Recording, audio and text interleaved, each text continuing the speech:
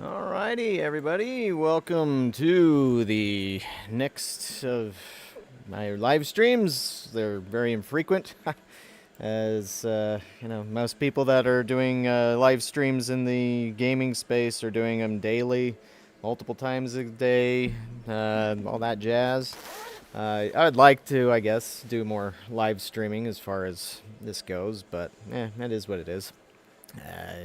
Busy enough anyways, but we've got a new trade show, which means new arcade games. So that's what I'm going to talk about. I'm going to be in Las Vegas tomorrow to go visit Amusement Expo International, as it's known, or just Amusement Expo, or if there's somebody who's really old school in the industry, they'll call it the AMOA show, or the Spring Show, whatever it might be.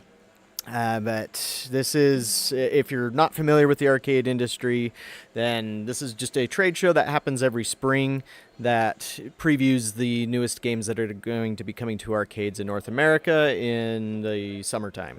And so there's another giant expo that also happens in November, the week before Thanksgiving, called IAPA, which is like the E3, that is in terms of size of the arcade world. And so, yeah, that's what this is all about. So I am broadcasting to you from my arcade in West Valley City, Utah, called Arcade Galactic. And so since I do have to be open, I might need to cut out once in a while to go turn games on. I don't turn everything on to save on power. It saves me thousands of dollars a year to do this. I mean, when nobody's around, why have all the machines on? But it does confuse some people sometimes, and they walk by with the gate open and some games on, and they're like, oh, it's closed. Whatever. Anyways, welcome to everybody in the chat, and if you have any questions, want to share anything or ask anything, or want me to ask something of one of the manufacturers, put it in there. I'll make a note.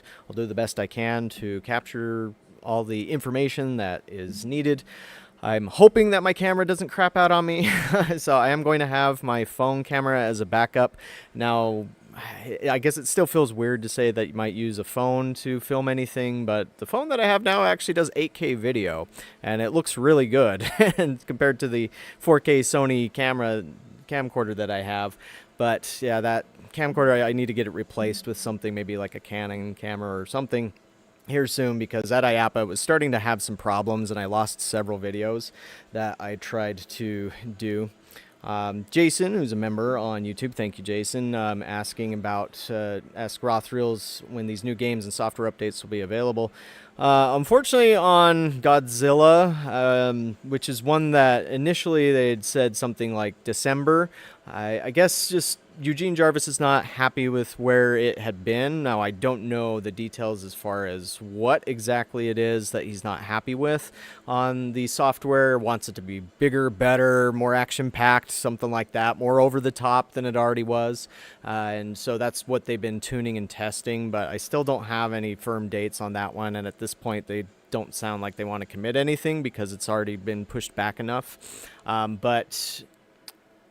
Well, anyways, since we're jumping in, let's start with Rothreels, since they're at the top. As I've been doing for a while now, I put Arcade Heroes sponsors and advertisers at the top of the preview lists because, you know, they're helping keeping the bills paid for the site, and so they deserve that extra attention. I should add that Wallop, which has paid a little extra for some YouTube attention, is not at the show with their own booth, but they will have product there, particularly at the Amusement Source International booth and the LAI Games booth. With LAI Games, that's with Kaiju Rampage, which is a light-gun monster shooting game that they just released what was it, last month, I think? But anyways, Rothreels, who has been a longtime supporter of the site, run by Eugene Jarvis. If that name sounds familiar, it's because he is a legend in video game development and creation. He developed games or co-developed games such as Defender, Robotron 2084, Narc, Cruisin' USA, or the entire Cruisin' series, really. And he's the CEO of Rothreels and one of the 3 founders of that company. And so they're still in business. A lot of people that work at Rothreels worked in the arcade industry back in the day. They either worked for Midway or Atari Games, sometimes somebody else. They have brought on some new blood in recent years, but because these new people have been able to learn under the tutelage of these experienced seasoned veterans, they've learned how arcade games work and all that, and Rothreels is still one of your top names, probably the top name in arcade gaming. Now, of course, as we talked about not long ago, there is this game here, which has been the talk of the town, Top Gun Maverick, which I'm pretty sure this is not going to have any Tom Cruise likenesses or voice clips in it. Probably have an actor that sounds like Tom Cruise. Of course, I don't know. Maybe these days with AI, you can make it sound like him, but there would probably still be a legal issue there, so that they'd still have to pay a license for. So you probably wouldn't want to do that. Yeah, it is a good question to ask whether or not the how long of an exclusive period will be on this. Now, unfortunately, there was a Rothreels rep that visited my facility here not long ago, and she did say when they were planning on releasing Top Gun, but I was given a lot of information that day, and I can't remember precisely if it was April or May. I want to say May, and so if that's the case, then the exclusive period that Dave & Buster's has on this would be for about 2 months. And that's happened in the past. That's similar to them. But as far as I'm aware, this game is out there at select Dave & Buster's. I don't know if it's at every single Dave & Buster's location or how many each one might have. But yeah, if you want to go and play this arcade exclusive game, then that's where you would go. Of course, anybody familiar with more recent arcade developments automatically notice that this uses a game cabinet like Fast and Furious Arcade, which Rothreels released at the end of 2023, the deluxe edition. I have no clue whether or not Rothreels plans on releasing a standard version of Top Gun down the road, but so for now, it's just this cabinet, and that is a motion seat using the same motion system that has been used by Rothreels since they did Jurassic Park motion way back in 2015, 2016. So, yeah, this is going to be interesting to see this Fast and Furious with planes instead of cars. It's kind of what it feels like, just the base impression that I get from looking at it, because it's using the same graphics engine, using a similar formula of kind of point A to point B, and there are some shortcuts in there, and it even has first, second, third, and fourth place, because you can link up units and have a squadron, but it also looks like there's an NPC squadron that you're kind of racing against. So it's a little amusing that they decided to go that route, but it comes with 6 different levels, missions, and there's an objective that you have to blow up, or you're blowing up a lot of stuff along the way, but there's one main thing you have to blow up using a cruise missile at the end of those objectives. Hey, Valentine Puppy, welcome to the chat. We just started, so you haven't missed much, and I will be getting to Sega. But since we'll be going down this alphabetically, except for these sponsors, then it's going to be a little bit, but we'll get there, don't worry. Yeah, that's Top Gun Maverick, and I believe the price on this is going to be similar to the Fast and Furious arcade of somewhere around $25,000 plus shipping and tax. So it's not a cheap game for sure. And if you haven't already, there's the trailer, which I'm going to play without sound because YouTube gets pissed off because somebody claimed one of the pieces of music in here is licensed music, and you can't do that, even if it's just for a few seconds. And so, stupid how this seems to work a lot of the time. Although what's surprising to me is it's not using any of the music that I recall from the movie. So not sure if it's going to incorporate any of that. I mean, it really should use at least the theme song, because it's a pretty heroic song that fits with what you want there. But here's what I was talking about, where you have to use a cruise missile to blow something up, and then you get first place. Which, again, that's a little bit jarring to me, just because I never thought of aerial combat and dogfighting as having placements like a racing game. But you do get to choose from different fighter jets, the F-14, the F-18, I think the F-16, I can't remember now, and link up to 4 cabinets. So if you have $100,000 to spend plus the change for the freight and all that, you can get 4 of them. Just like some locations have done that with Fast and Furious Arcade. No, as far as I know, there's no plans on Rothreels releasing a conversion kit on this to convert Fast and Furious machines over. I'm sure some locations might like that, but Rothreels sounds like they're not going to do conversion kits anymore. I'd like to be proven wrong, because I kind of like them for various reasons, but yeah, that's it. Jason, to your question on Fast and Furious, have any new features? Not that I'm aware of. I mean, there's probably been several software updates to that. I haven't heard anything of like a major content update like they did with Cruisin' back in 2020, but that was more... That content change on Cruisin' was more due to the license changing, and so they couldn't have certain cars in there, and so they changed that over. But I didn't update my Cruisin' to that latest one, so I still have the old cars on it. Haha. Little loophole, I guess, of a sort. Also, I guess we should have put it on here, but another game that's going to debut at Rothreels' booth is the new Wizard of Oz Redemption game, which looks a lot like Monopoly Roll and Go, which has 2 monitors on it, vertically set, and it has this giant gem sort of thing that you spin and you win cards, which is unusual for a redemption game. Now, it's also possible that Rothreels could have some other surprise. Oh, yeah, they also have Series 4 Minecraft cards that are going to debut there. Again, speaking of surprises, last year at Amusement Expo, they unveiled the 2-player version of Minecraft Dungeons Arcade and Marvel Contest of Champions there, and that hadn't been announced prior, and so who knows if they have some other surprise in store. I'll see if there's anything major on Fast and Furious Arcade, but my assumption is that they've mainly been focusing on Top Gun. If you have any other questions about Rothreels, let me know, and I'll go back to it. But we'll move on next to TouchMagix, who is another sponsor of the site, and I thank them for their support as well. They are based out of India, but they do work with Fun Company here in the United States. All their games are built there in Wisconsin, and so that's where they ship out of. But they sent us little press release and some information on the games that they're bringing. The oddest thing about it, and I didn't get an answer on this, maybe they're busy, because I know, being based in India, also having to travel over here, they might just not have seen the email and all that, was that at IAPA 2024, they had this Minions game, Minions Bullseye Mania, which is a redemption game, kind of like a ball toss game, but instead of throwing balls, you're throwing these soft darts. They wanted to stress that it was a prototype there because the artwork hadn't all been given the final approval from Universal or Illumination, I think it is.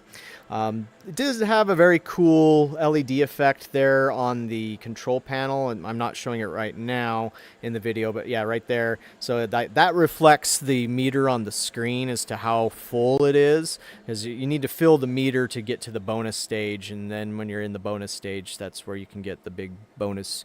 We don't call them jackpot anymore, just bonus. But again, for some reason, in none of TouchMagix's media for Amusement Expo, they are not mentioning this game. So I don't know if it's just being delayed or if it's gotten canceled.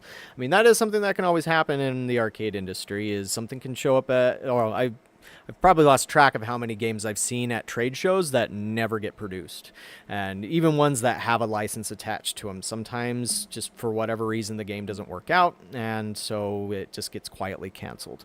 And it's pretty rare in this industry that anybody actually says when something gets canceled. They usually just pretend it never existed, is how it seems to work. But yeah, they'll also have their Crazy Prize machine, which I've heard a lot of stuff about is being very popular and being a very high earner. Their Pudgy Penguins redemption game, their Poppet game, which in their release they did mention there will be an update to this Poppet game. I don't know exactly what it is. It sounds like a software upgrade of some kind. Perhaps it'll change the gameplay too to be a better earner. Not sure, but we'll keep our eyes out on that. Oh yeah, and Jordan mentions one of those games that got canceled. Yeah, Sega had a Jelly Belly game, which, gosh, I can't even remember how that played now. But I remember approaching the machine. It had a huge screen, either a 55 or a 65-inch screen, if I recall correctly. I just can't remember if it was a touchscreen game or maybe it was a single button game. But yeah, that was one that had a big license attached to it. Never saw it again. Battleship was done by Baytech, I think in 2013. I have a video of it on my channel. I also have a video on my channel of the Jelly Belly game. And yeah, that just showed up once, never saw it again. Yes, it was very random. But yeah, what's interesting as well about a lot of location test games, as Ted mentions in the chat, is that oftentimes these location test games don't get junked, they just stay on location. And so there's the Mario Party Challenge game, which I have video on my channel of, where that had been tested in several different variations, but there's one or two of them out there still. I think there's like some random movie theater arcade in Oklahoma that has one of them, and something along those lines. And so yeah, that can happen a lot, and so I don't know if that's happened with Bullseye Mania, but I'll ask at the show. Joypolis in the U.S. Didn't Sega sell Joypolis to a Chinese company, I thought? So, I mean, it's still possible, but if I'm recalling this correctly, correct me if I'm wrong, Joypolis, or they're just licensing the Sega name to it, but yeah, that would be cool. I'd love to have a Joypolis here. Obviously, they probably wouldn't build one here where I'm at. Or a Republic of Sega. That would be cool, too. Any sort of Sega theme park would be pretty rad. I mean, we are getting the Super Nintendo World, and those, from all accounts I've heard, are doing very well. And, of course, there's one in California, one in Florida. They don't have arcades attached to them. They should, because, Nintendo does have somewhat of an arcade history to it. If it wasn't for Donkey Kong, they probably wouldn't be the juggernaut they are today. And, hey, I've got a Donkey Kong shirt on. But, yeah, it would be pretty rad to have a Sega theme park over here. All right. Next up is Adrenaline, now we're going to get to the regular exhibitors who aren't sponsors of the site, but we still support them and do what we can to promote their stuff out there. And let me zoom in a little bit more here so you can see that a little better. Oh yeah, I guess before we get into that, I need to mention the people who aren't going to be at Amusement Expo. And so there's a few that are no-shows that were there last year, such as American Pinball is not going to be there, Playmind, Exa Arcadia. From the sounds of it, Exa Arcadia doesn't want to return to Expo. Something that happened on the back end scenes. It's not anything to do with them not wanting to promote product or being unable to promote product, but they just had an issue with something going on there. Now, I will be getting Exa game to preview for you all. From what I hear, next week is when I'll have it, so just stay tuned for that. I believe Jitsu Squad, I'm not sure if there's going to be anything else. I have been told of some games that are in development from Exa Arcadia that, like one of them, which is based on a huge anime license, was supposed to debut at the show, so I don't know if I'll be able to get any information on that and unveil it.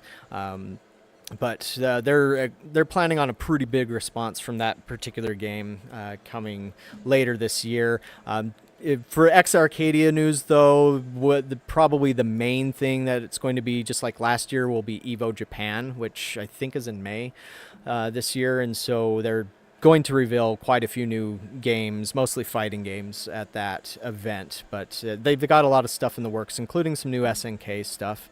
So keep in mind about that if you're interested in anything EXA related. Adrenaline Amusements, always at the top of the list, thanks to starting with AD.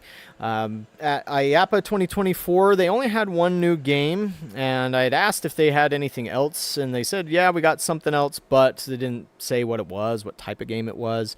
But this was the game that they were promoting at IAPA, which was a bit of a surprise, as it's a super simple, super fast, basically theme park midway game, Duck Derby, pumping race. And apparently the only reason this game exists is because when at another IAPA or another trade show, one of the Adrenaline staff saw somebody with these water pumps, and they're like, hey, that's cool. And then somebody had the idea, why don't we turn that into a game?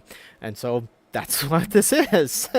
So sometimes attending a trade show for manufacturers, they find other things. Now, of course, they have their other games like Drakens, Realm Keepers, NFS, Heat Takedown, is that what the one is?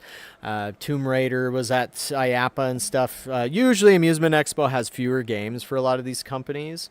But, yeah, we'll... I don't know if they'll have something new to show or not at Amusement Expo. Valentine, so there's a couple of things I know about with Konami. That's all I can say right now, but yes, would I say, will you start seeing the Konami name in American or Western arcades here in the future? It's looking very likely. And there's one partnership that I think is going to surprise a lot of people when it comes to that. But Konami was at this IAPA trade show that I've been mentioning. There was reps there looking for apparently distributors. I didn't run into them, unfortunately, but I heard many people talking about them. So that's actually a separate thing from another partnership that I know about. And so we'll see. But there is at least one game I know about that's going to get people excited. But yeah, without anything else on Adrenaline, I don't know what else to add there. Here's one that I guess I could say is a sponsor. I'm doing a consultation for this company. They're based out of Utah, where I'm at. I've been to their factory many times, and I wasn't able to get out to their factory to see their new games that are going to be debuting at the show, but I've been getting pictures and video from their booth as they're setting it up, because they've been down in Vegas since yesterday setting it up. But this is their big new game, exclusive to arcades, called Soda Slam. This is actually being developed in conjunction with DSM Arcade, where DSM Arcade had created a game called Perfect Pour. It's an indie-based game where it's just for one player and you have these 4 taps. It's kind of like Tapper, but it's instead of having those long tables to run and having to go run and grab money and all that stuff, it's simplified. So you have the customers coming to the bar and they come to the tap, and when they do, a glass will appear there underneath the tap, and you have to pull back on that joystick to fill the cup. You don't want to spill, because that will cause it to fall over, and then it'll pause it for a second before you can start filling again with a new glass. And you don't want to underfill it. It does kind of the same thing.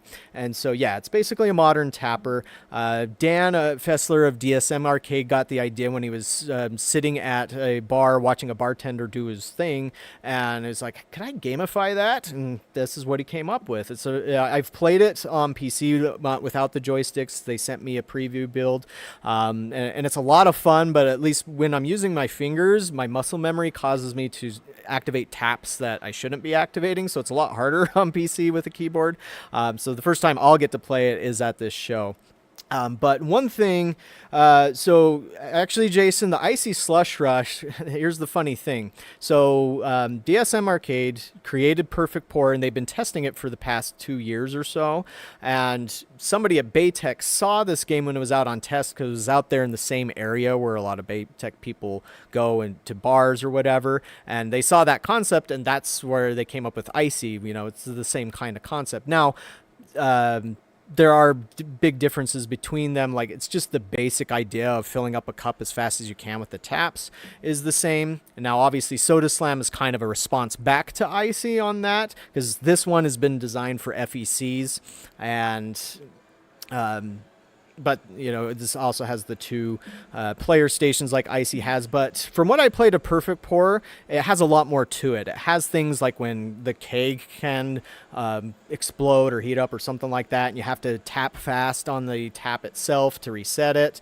It has boss battles. It has multiple levels and stages, whereas Icy is just fill up 50 cups before the timer's out, and that's it.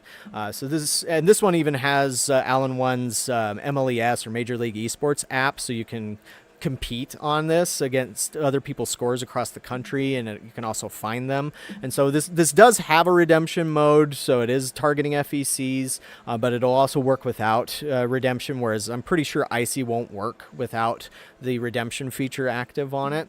And so basically you do have these 2 kind of clashing. Now, of course, Soda Slam doesn't have the license on this version, but I did just learn on Friday that Alan One secured the Dr. Pepper license. And so there will be 2 versions of Soda Slam. One will be this one, just kind of your basic one, I guess, and then you'll have the Dr. Pepper version. And so they'll be available simultaneously, side by side. And so yes, Alan One actually comes from Tron. That's exactly, there's one line in Tron where he says, "Confirm Alan One," and that's where it's from, because the owner is a big Tron fan. And so, yeah, that's what this is all about. But yeah, it is surprising that that 7-Eleven never did a slushy sort of concept with that. Now, another thing with Alan One that they are going to debut at the show, I've been waiting for artwork on this one, is Missile Command Recharged. Now, on my blog, I guess we were the first and the only ones to really tout that. The Missile Command Super Deluxe thing that came from the Alan One stream back in January. Apparently, it caused Atari stock to go up 30%. Who knew? But what's going to be at Amusement Expo is not going to be that render. It's going to be the 2-player upright version, same kind of cabinet as Asteroids Recharged Arcade was. It does have trackballs on it, but the software on the game is super early. The company's been focusing more on Soda Slam, the Missile Command, right now, and so it just hasn't been fully fleshed out. But as a part of my consultancy, I've been working with some ex-Atari guys, and we've been working on the game design. And it's going to play much better than the console version of Missile Command Recharge. I can guarantee that. So it also is going to have something kind of like a Super Zapper, where there's going to be a big red button on the cabinet. Now, what's at the show doesn't have the big red button on it, so that'll come a little later. But it's kind of like a Super Zapper, where it's a meter that builds up, and then when you get there, you can hit the big red button, and it'll blow everything up on the screen. But then there's a cooldown where you can't fire any missiles, so you have to be careful. Kind of like the Death Blossom from the last Starfighter. But yeah, so that's what Alan One has. And Alan One also is as far as I know, they took 3 classic games. So they have an original Asteroids, Missile Command, and a Joust there, too. They also have Avian Knights, which is kind of like a modern Joust, or basically a modern Joust. And so that's Alan 1. Next up in the A's is Amusement Source International, who is run by Corey Haynes. He was the CEO of GameWorks for several years. I believe he also worked for Dave & Buster's, and he's very experienced in the industry. Amusement Source International has specialized on importing games, mostly from China, that deal with various different manufacturers. They don't just focus on one. They've carried games from Ace Amusements, as well as Nito Game and Wallop, and a few others. And so, yeah, that's... Oh, and Jordan, also one thing to note, I don't know if anybody in the chat is going to be going to Amusement Expo or not, but Dan Fessler from DSM Arcade will be at the show in part to promote Soda Slam. I'm not sure if a Perfect Pour is going to be anywhere at the show. That'd be cool if it would be, because I'd like to check that version out too. So, yeah, they do great stuff. But anyways, sorry, back to Amusement Source. So they do mainly focus on redemption stuff, occasionally some redemption games, but once in a while they do have just a pure video game as well. A few of the games that they told me about, Airball, Balloon Carnival, and Supervac, were all redemption-based games. I think Supervac was like a merchandiser, if I'm recalling correctly. They have a redemption shooter called Rooster and Bro, which actually... So I have my copy of Replay magazine here from this month, and this is where I found out about it. It's funny enough, I asked Corey about the what they were bringing to the show, and he sent me a bunch of stuff, but he didn't mention the Rooster game. So, okay, this is going to be hard to see because it's a really small image, but there's Rooster and Bro, which I hadn't heard of previously. So, yeah, hopefully that showed up all right. Yeah, Replay Magazine is an industry trade magazine, so it's not the sort of thing you would find on a rack at like a Barnes & Noble or anything. I think you can only order it online. Also, in this magazine has this ad for another product that was a big hit at IAPA 2024 that'll certainly be at Amusement Expo, the print cases thing, where I erroneously thought it was 3D printing phone cases. It's actually just printing images onto existing phone cases, but it's still a cool idea. But yeah, Rooster and Bro will be there, and I'm not sure if Corey was influenced by this video that I posted from IAPA, because at the Ace Amusement booth at IAPA 2024 was this game called Super Drill, which is kind of like the closest thing you can compare it to is Dig Dug. It's not Dig Dug exactly, but it does deal with digging down into the earth. So your cartoon animal character has a drill, and it just automatically goes forward. And so all you're doing is steering, and you're trying to get as many of the minerals and ores as you can. Obviously, there's some bigger rocks that will give you more of a bonus, but they take longer to do. And then the camera's also just slowly scrolling down a lot of the time, I think. I needed to play more of this one, but it was a fun... Yeah, Mr. Driller, that's right. That's a better comparison. This one was fun. I really liked it. I enjoyed it. And so I'm glad to see that Amusement Source is carrying it. Corey had told me what the price was, but now it's escaping me. I can't remember. Sometimes I just get too many numbers and too much information, and my brain just throws it out. It's what I get for being old. But I can double check on that if anybody's curious. I want to say it's under 10,000. Which is impressive for usually games that have big screens like this and big giant drill joysticks or anything weird like that. It's going to cost more than that. But I mean, it might be around the 12,000 range. Let's say between 9 to 12,000 is probably where it's at. That can work for tickets or not. Next up is Andamiro USA at booth 437. So from what I've been able to find out, their setup's going to be similar to IAPA, just a little bit smaller. I think, because I saw an email from them a few weeks ago, that they'll have a black LX cabinet for Pump It Up. I'm not 100% sure if they will or not. From what the email said is that they have a very limited number of these black cabinets, and it sounds like they're not going to be making many more of them. Perhaps they'll only have, like, I don't know, 25 total. So it'll be a rare cabinet to pick up. So if you're into Pump It Up, or you know a location that has Pump It Up and they want to get the latest Phoenix model, Maybe they've been waiting for some reason. They can pick up a cool black cabinet. Otherwise, they'll be available in white. They also have a new redemption game called Prize Pearls. It's basically a crane game with a new gimmick on it. I don't know if anybody in chat cares about cranes. I haven't seen Ben Blake in a little while. I know he's a big crane fan. Also, this is something for my own mental note, is I need to get video of the Ghost Coaster level on the SpongeBob VR coaster that I missed at IAPA. I mean, sometimes you're walking by a booth and somebody's already playing the game, but they're playing something other than what you want to film, and so it's like, oh, I'll get back to it later, and then you get too busy and you don't. Bandai Namco Amusement America. Actually, sorry, I need to...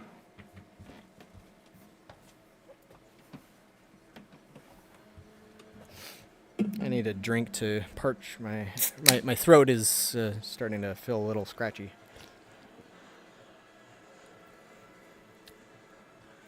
Yeah, Bandai Namco. So I haven't seen that. They usually don't do a lot of promotion on their shows, and so I haven't seen anything about them. In the Replay magazine that I mentioned, this had a show preview that mentioned a lot of manufacturers, but it doesn't bring up Bandai Namco. So without that, there's no preview as to what they have. Or actually, let me double check that so I'm not lying to you. Thrill as I flip through pages. Okay, they do have a preview. But all they show is what I was going to mention here is they're going to have Goldstorm Pirates and they're going to have Taiko no Tatsujin. Whether or not they're going to have something else such as Bike Dash Delivery or their Bump Racers, is that correct, Ted? I'm not sure. It'd be nice. I wouldn't mind it. I mean, it'll still be cool to play Goldstorm Pirates. I had meant at IAPA to play more of it, but I didn't get back around to playing through the full thing. Jump Racer. Jump Racer, right. For those who don't know, that's a game we saw in test in Japan several months ago, but we've not heard anything about it since. It'd also be really cool if they brought that Magiblast game over too. I have no idea if they will. Yes, too many racers. Like, I don't know why it pops into my mind when I mention games that have the word racers in them, but Wacky Racers that Banpresto did like in 2007 or something crazy long ago, it still it still shows up in my brain.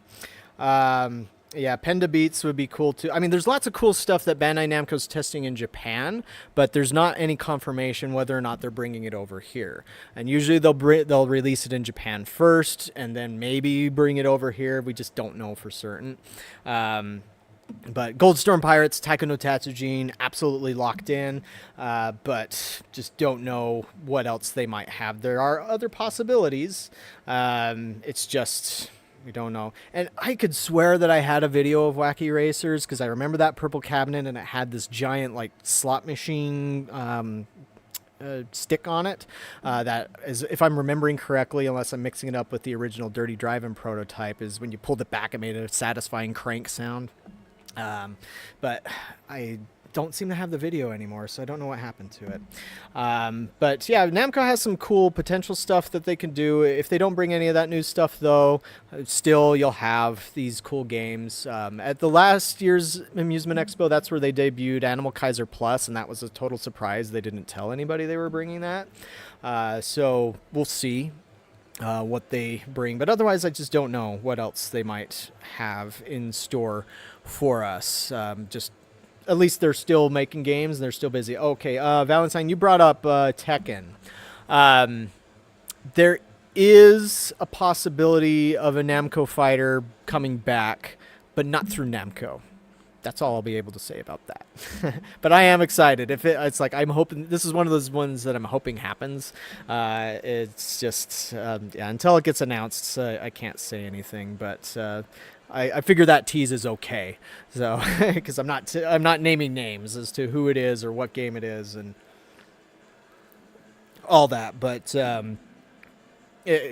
also it could fall apart and then we never see it. So that's also why I don't like to spread rumors.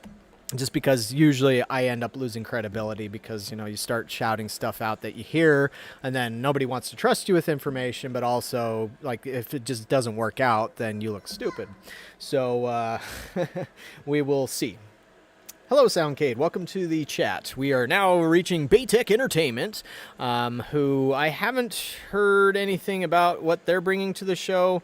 I would assume with the size of their booth from what I saw on the map that it'll be similar to what they had at IAPA, which, they own Skee Ball, so obviously they're going to have Skee Ball there. They always bring Big Bass Will because that just is a money printing machine. I'm surprised it still prints money. Their new toilet bowl toss where you're tossing poop into a toilet. It's brown balls, but, pretend it's poop. I'm glad they didn't give it smell-o-vision.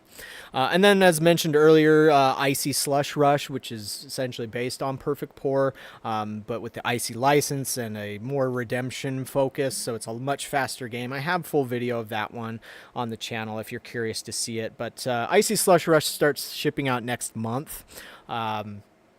But I also don't know if there's anything else that Baytech has in store. They used to bring a lot of test games to shows, like I mentioned earlier, Battleship, which showed up at Amusement Expo 2013, and then you never saw it again. But they seem to have stopped doing that. But Baytech tests a lot of stuff. I've been sent things from operators in Wisconsin where they come across a random game that is obviously Baytech, but they've never heard of it before, and it's just a test machine. And so we'll see if there's anything else there worth talking about. They also had bought this VR company, Hyperdeck, but I haven't seen them do much else, or maybe it wasn't I can't remember the name of the exact company, but they have the Hyperdeck, they had the SpongeBob VR game. Don't know if there's any new developments that they're working on there. Newcomer from RoboCop, yeah. Now, as I mentioned in the other video that I did the other day of RoboCop VR, as far as I'm aware, the company that's being developed for is called Overdrive Games, but they're not going to be at this expo for whatever reason. They had been in, they had come to previous amusement expos, at least a company called VR360 Action. Overdrive Games bought VR360 Action last year, but again, they're not coming to this expo for whatever reason. Yeah, old Baytech stuff had a charm to it. Of course, I guess you can say that with a lot of companies where some of their older stuff, it's kind of like bands, music bands, where it's like a lot of their first albums were awesome, and then some of their new stuff, it's like, this just doesn't resonate with me in the same way. Here's a new company that's joining the fray, and this one is kind of set up like Amusement Source International, where, as far as I'm aware, they are taking product that's being built overseas, mainly in China, and localizing it, maybe adding a feature or two, and then releasing it here, and that is Attractions and More. They're working with a distributor known as Birmingham Vending Company, and as far as I'm aware, this is the first time that Birmingham Vending is going to have a booth at this show. I'm not sure if they've ever been to IAPA either, but I could be wrong. I don't always pay attention to distributors that set up at shows unless they have a unique product, because most of the time when there's a distributor at a show, they're just having other products from several different companies that they represent. And so it's just like, oh, this is just another place where you can come and play, Fast and Furious or whatever it is, without maybe as long a line at the manufacturer booth. But anyways, Attractions and More, we did a post on these guys the other day on arcadeheroes.com. They have 10 new products, including most of them are redemption-based games. But the one that they really, really, really are pushing is this Boxer.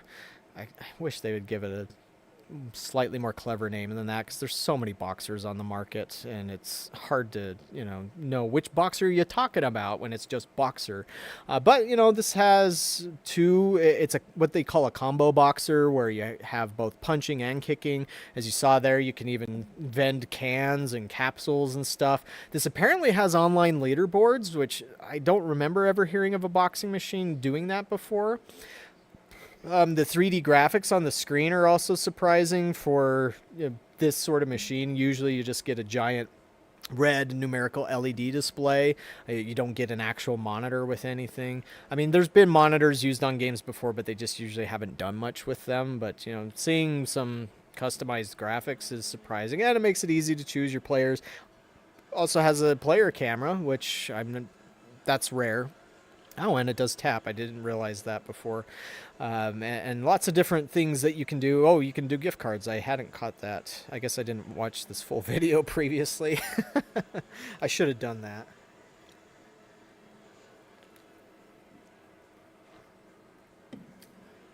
Yeah, I can believe it on Baytech being, you know, taking up most of the redemption at arcades just because of how well that stuff earns.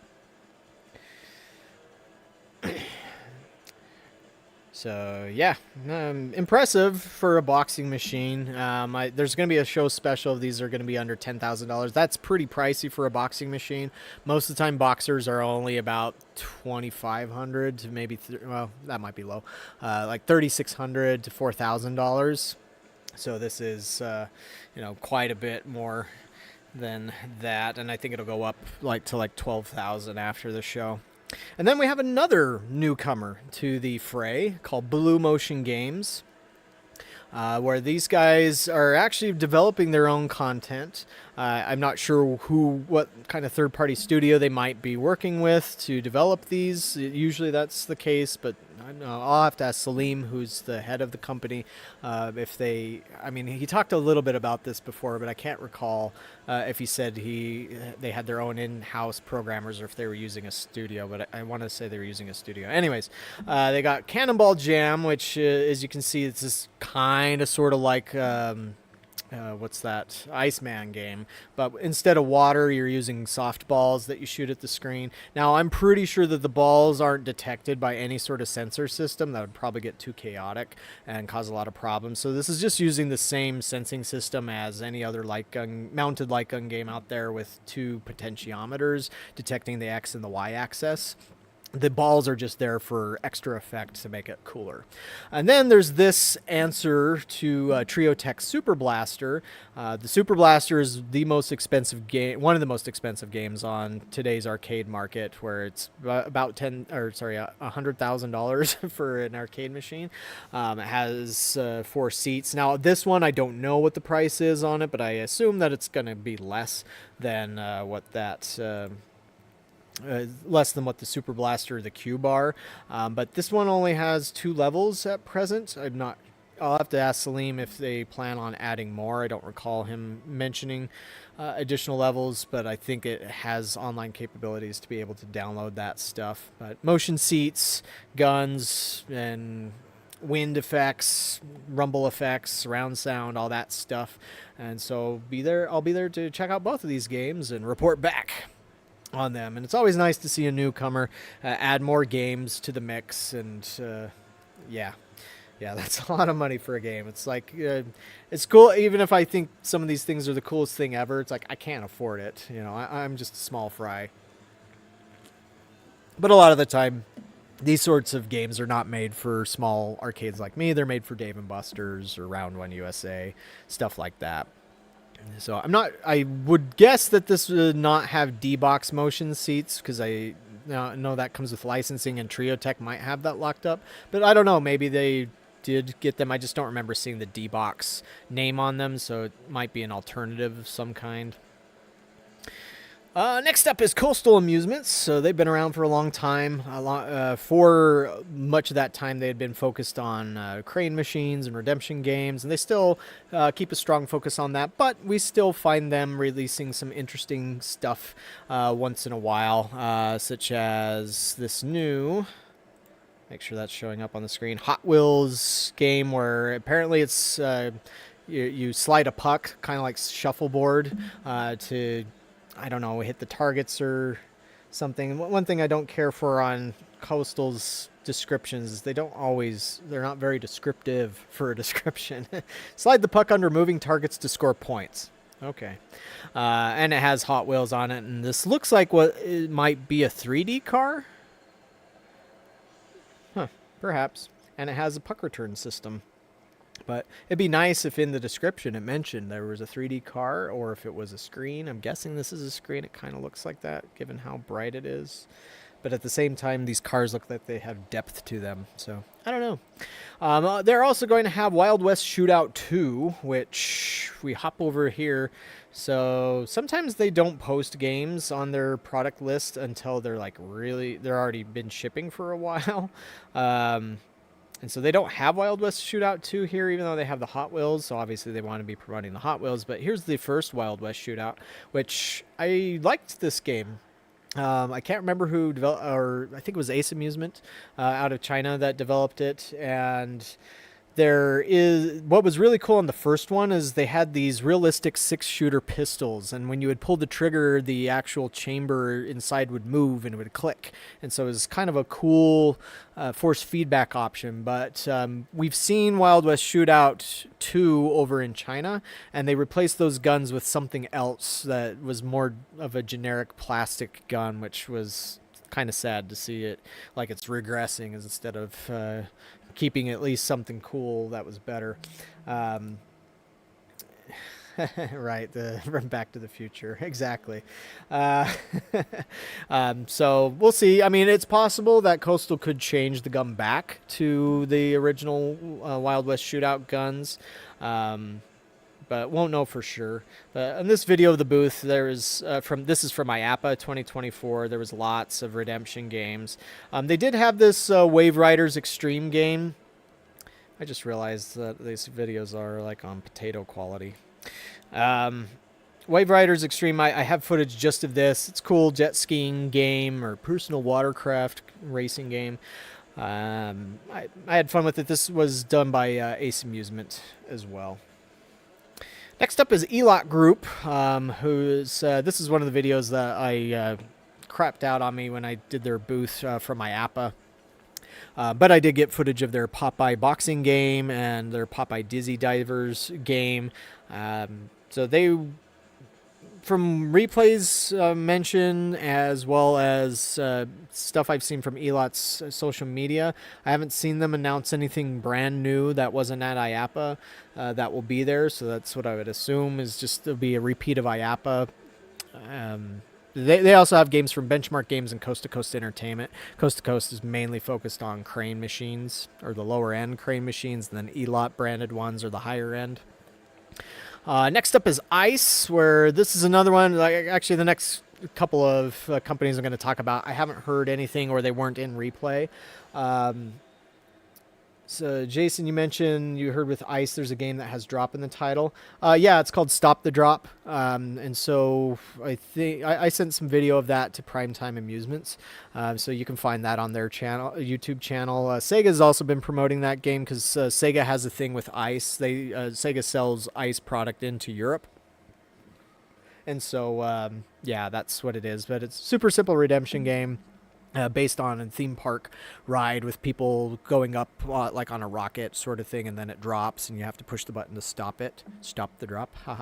But the main thing that they're going to be focusing on at Amusement Expo is the new neon bowling game that they have, which is what is called mini bowling, which is not mini in the size of an alley bowler, aka skee ball, but bigger than that, but not as big as the professional lanes. Like a professional bowling lane is 96 feet, if I'm recalling that correctly. Anything smaller than that is often called mini bowling, and that can be 60 feet wide long lanes or 30-something feet as well. So still something that requires a bit of space, something that would be for a family entertainment center, not necessarily a small arcade like mine. It's like, I guess I could fit one in here if I really wanted to, but I've got a bowling alley down the hallway. I don't know that I want to waste my money competing with them when they have full-size professional lanes, but neon bowling was cool for what it is.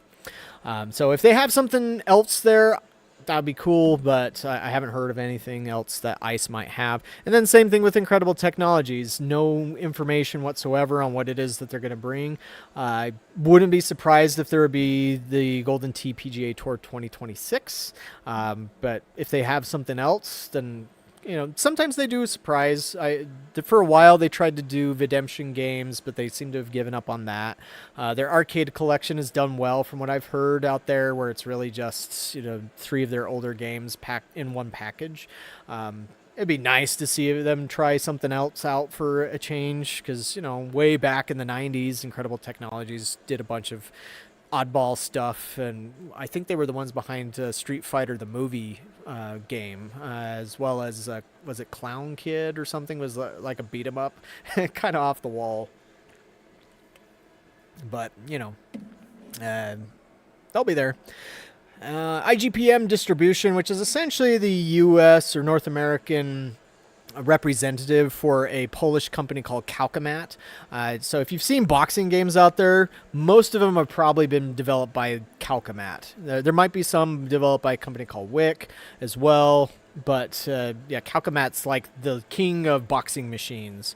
And so IPGM, they represent Calcamat stuff. But as I was mentioning earlier, this is what I hate when you just have Boxer on there because of that. Now, at the very least, Calcamat does have 2 names on them. They'll say like Flash Boxer or Kaboom Boxer. It's just, when I sold these, it was always such a pain to figure out what the differences were other than the appearance. Kind of like a pool machine or a crane machine. It's just like, well, the name's different or the color's different. But like the customer's like, well, there has to be something else. Why does it cost $1,000 more? And it's like, I guess because they want to charge more. I don't know, because they won't tell me. Hey, Noober. Noob Gamer. Noober, sorry. Welcome to the stream. And thanks, I figured I'd wear some kind of arcade gaming shirt. Oh, wait, this is called Glove Flash. Sorry. See, it's so confusing sometimes what they do with this stuff. Last year, IPGM had a Power Slap boxing machine, but apparently that got canceled, so I guess they didn't get the license figured out with that. I don't know. I looked up Power Slap once, and I was like, okay, that's crazy. Jet Games USA, they will be there at booth 837. As far as I know, they're going to have a similar setup to their IAPA booth, which had their Mega Shot game, which this is a really cool game. This is actually this particular one here with the 2 screens I wouldn't mind having, because this has these large metal machined rifles that are kind of like an AR-15. They're air compressor powered. The gameplay itself is kind of like Silent Scope meets shooting gallery games, has multiple different levels. They have a single screen version of that. And then, of course, there's the Big Shot, which is the single screen with a pistol instead of a giant rifle. But the rifle is just really, really cool. It really stands out due to being something that you just don't get at home. It even has a real gun scope on it, so you can look through it and you see the crosshairs and everything. It's pretty rad. But also at IAPA was this Quick Bounce, which I don't think they've listed on their website yet, but it's a trampoline game. Curious little thing that I learned about trampoline arcade games is that they apparently, when they're put into trampoline parks, they bomb. They don't make any money, and so they're great for other venues, like let's say a Dave and Buster's or a Chuck E. Cheese's that wouldn't have any trampoline stuff on site. But I guess if it's put into a trampoline park, kids are just like, why would I want to play this when I can go onto all the trampoline stuffs over there? Yeah, I guess you could say Mega Shot is sort of like Virtua Cop. Not entirely. It would be nice if they actually did try to create a new Virtua Cop along those lines. But yeah, it's more shooting gallery style. And then there's a level or 2 that does have something that's kind of like Silent Scope, where you actually have to use the sniper function. But other than Quick Bounce, there was another game that they debuted at IAPA that was Hit the Clown, I think it was, or Clown Hit. Hit the Clown would probably be that sounds like something Ice would make. But this is essentially a whacker game where it just has a video screen where you're just, depending on how hard you hit it, it determines how high the clown goes, and you want to hit a certain place to win your tickets. let's see. They also had dartboards. Their Cannonball one, Cannonball Drop, which they've had for a while. Oh, Big Six was a new one that they debuted at the shows. Like one of the trends at IAPA was cranes with multiple claws that you control at the same time using one joystick. And so Sega had one called High Five, and Jet one upped them by getting Big Six. So yeah, okay. Yeah, and I've actually never played Virtua Cop 3. I've never seen one here. As far as I would guess, it's more common there in Europe than it is here. I mean, I've seen Virtua Cop 1 and 2, but I'd love to play 3, and at least from the videos I've watched of it online, it looked like it was awesome. So Sega, give us a Virtua Cop 4 and use the metal guns like they're using on Big Shot by Jet, or give us a rifle like in or do a duo one. You have a rifle and you have a pistol. That's probably way too much. But either way, I would take a new Virtua Cop, especially with a metal gun like that. I mean, interesting enough, Jet's the only one that seems to do the metal guns. It's like everybody else wants to use plastic, which I get it. It's a lot cheaper, but it just feels much cooler when you have a metal gun as opposed to a plastic one, especially if you're trying to achieve realism, because, real guns are made out of metal. Komuse USA, they're a redemption producer. They produce some of the best earning redemption games known to mankind in recent memory.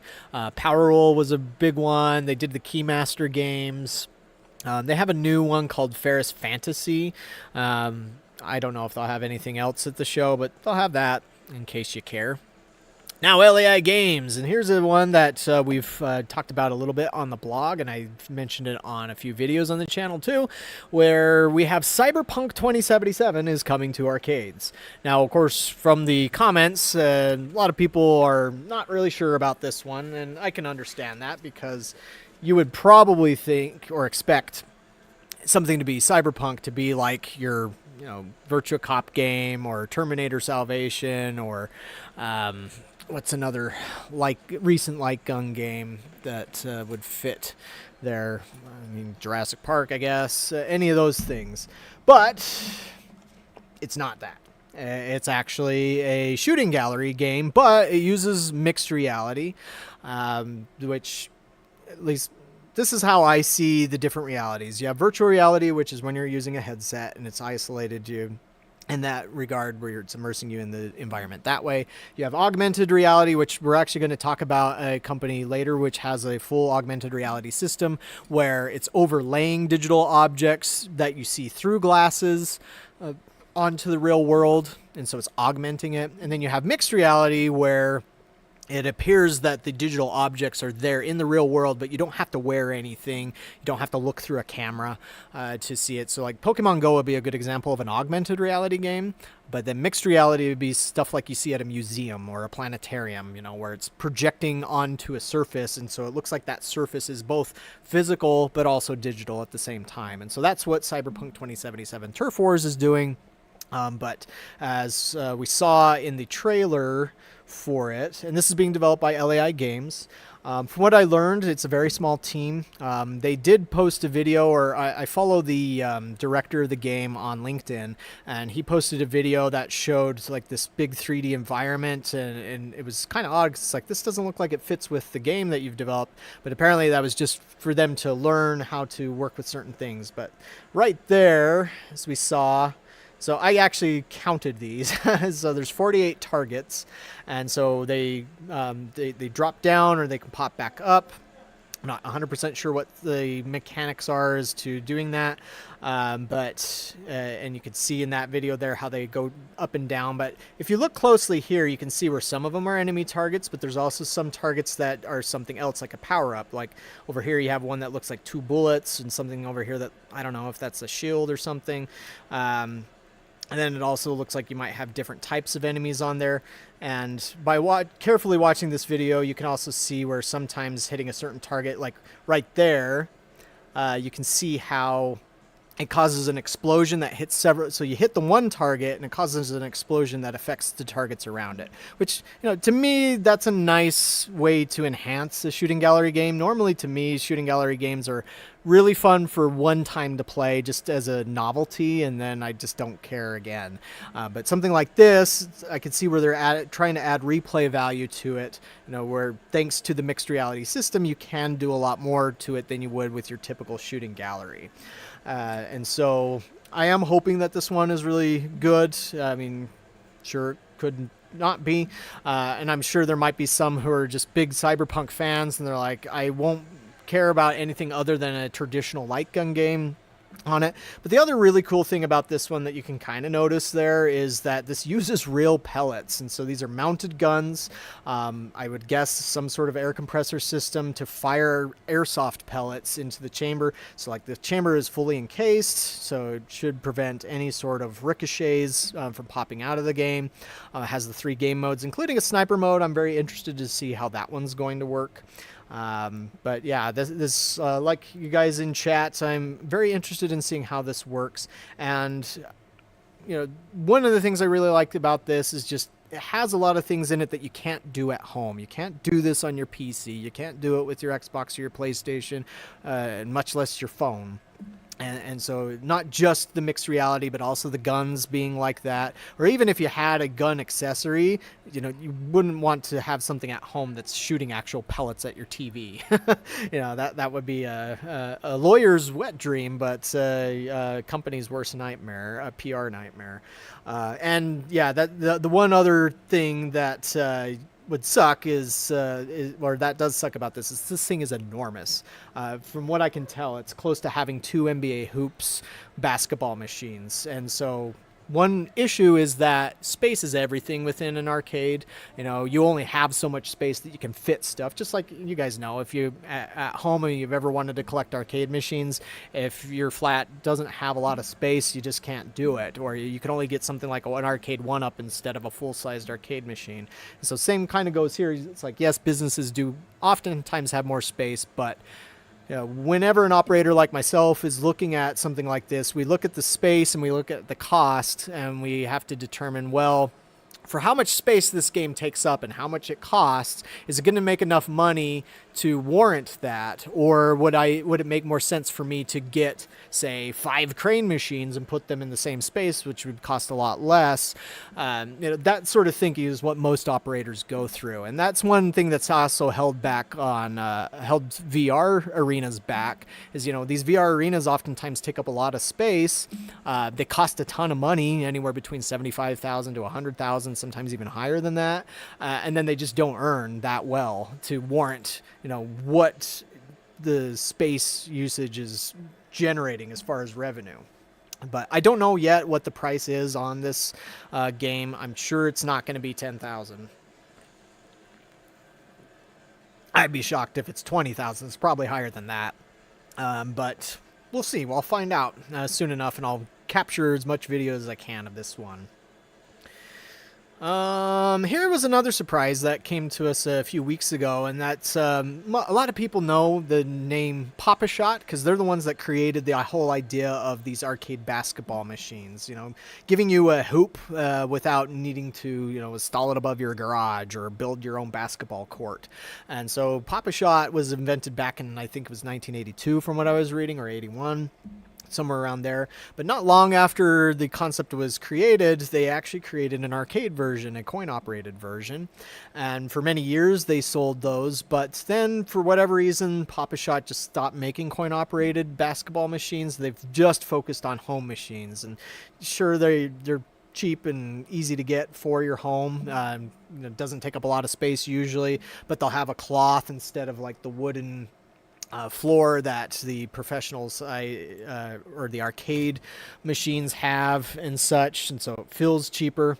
But they're bringing it back to the arcades. No cloth. It does have the wooden board for the floor. Has a 49-inch screen. Now this thing that they just showed here with the phone, This is a new feature. So like this is not the first basketball arcade machine to use a video screen backboard. And yes, these are put behind a layer of plexiglass to avoid cracking the glass. And like the basketball hoop itself is not mounted to the monitor, or they don't put a hole in the monitor or make some sort of unique monitor. They just put it on usually a piece of metal in front of the plexiglass and attach it to there. And so it avoids any problems. But yeah, it uses that screen to good effect, but also, as I was mentioning, this is the first time I've ever seen a basketball machine use a sort of QR code system. This is very similar to Stern Pinball's Insider Connected, where you create your own account and you scan in, and then it'll track your progress.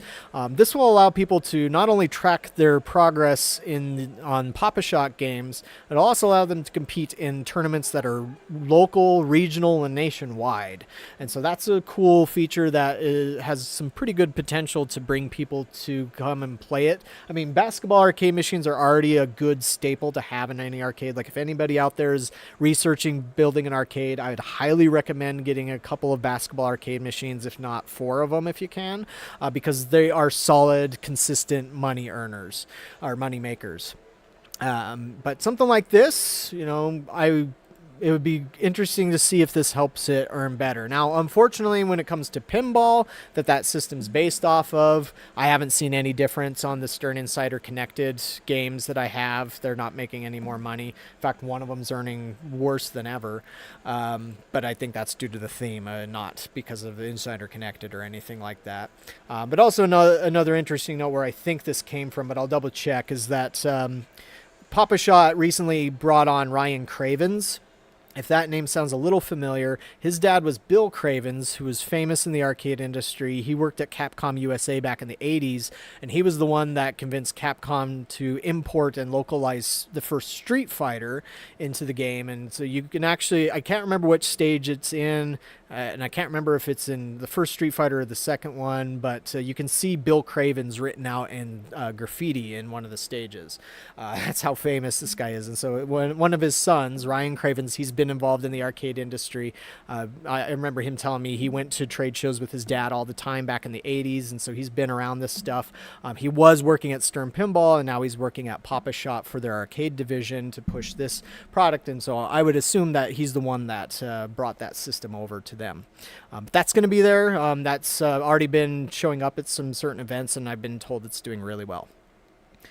Retro Arcade Remake.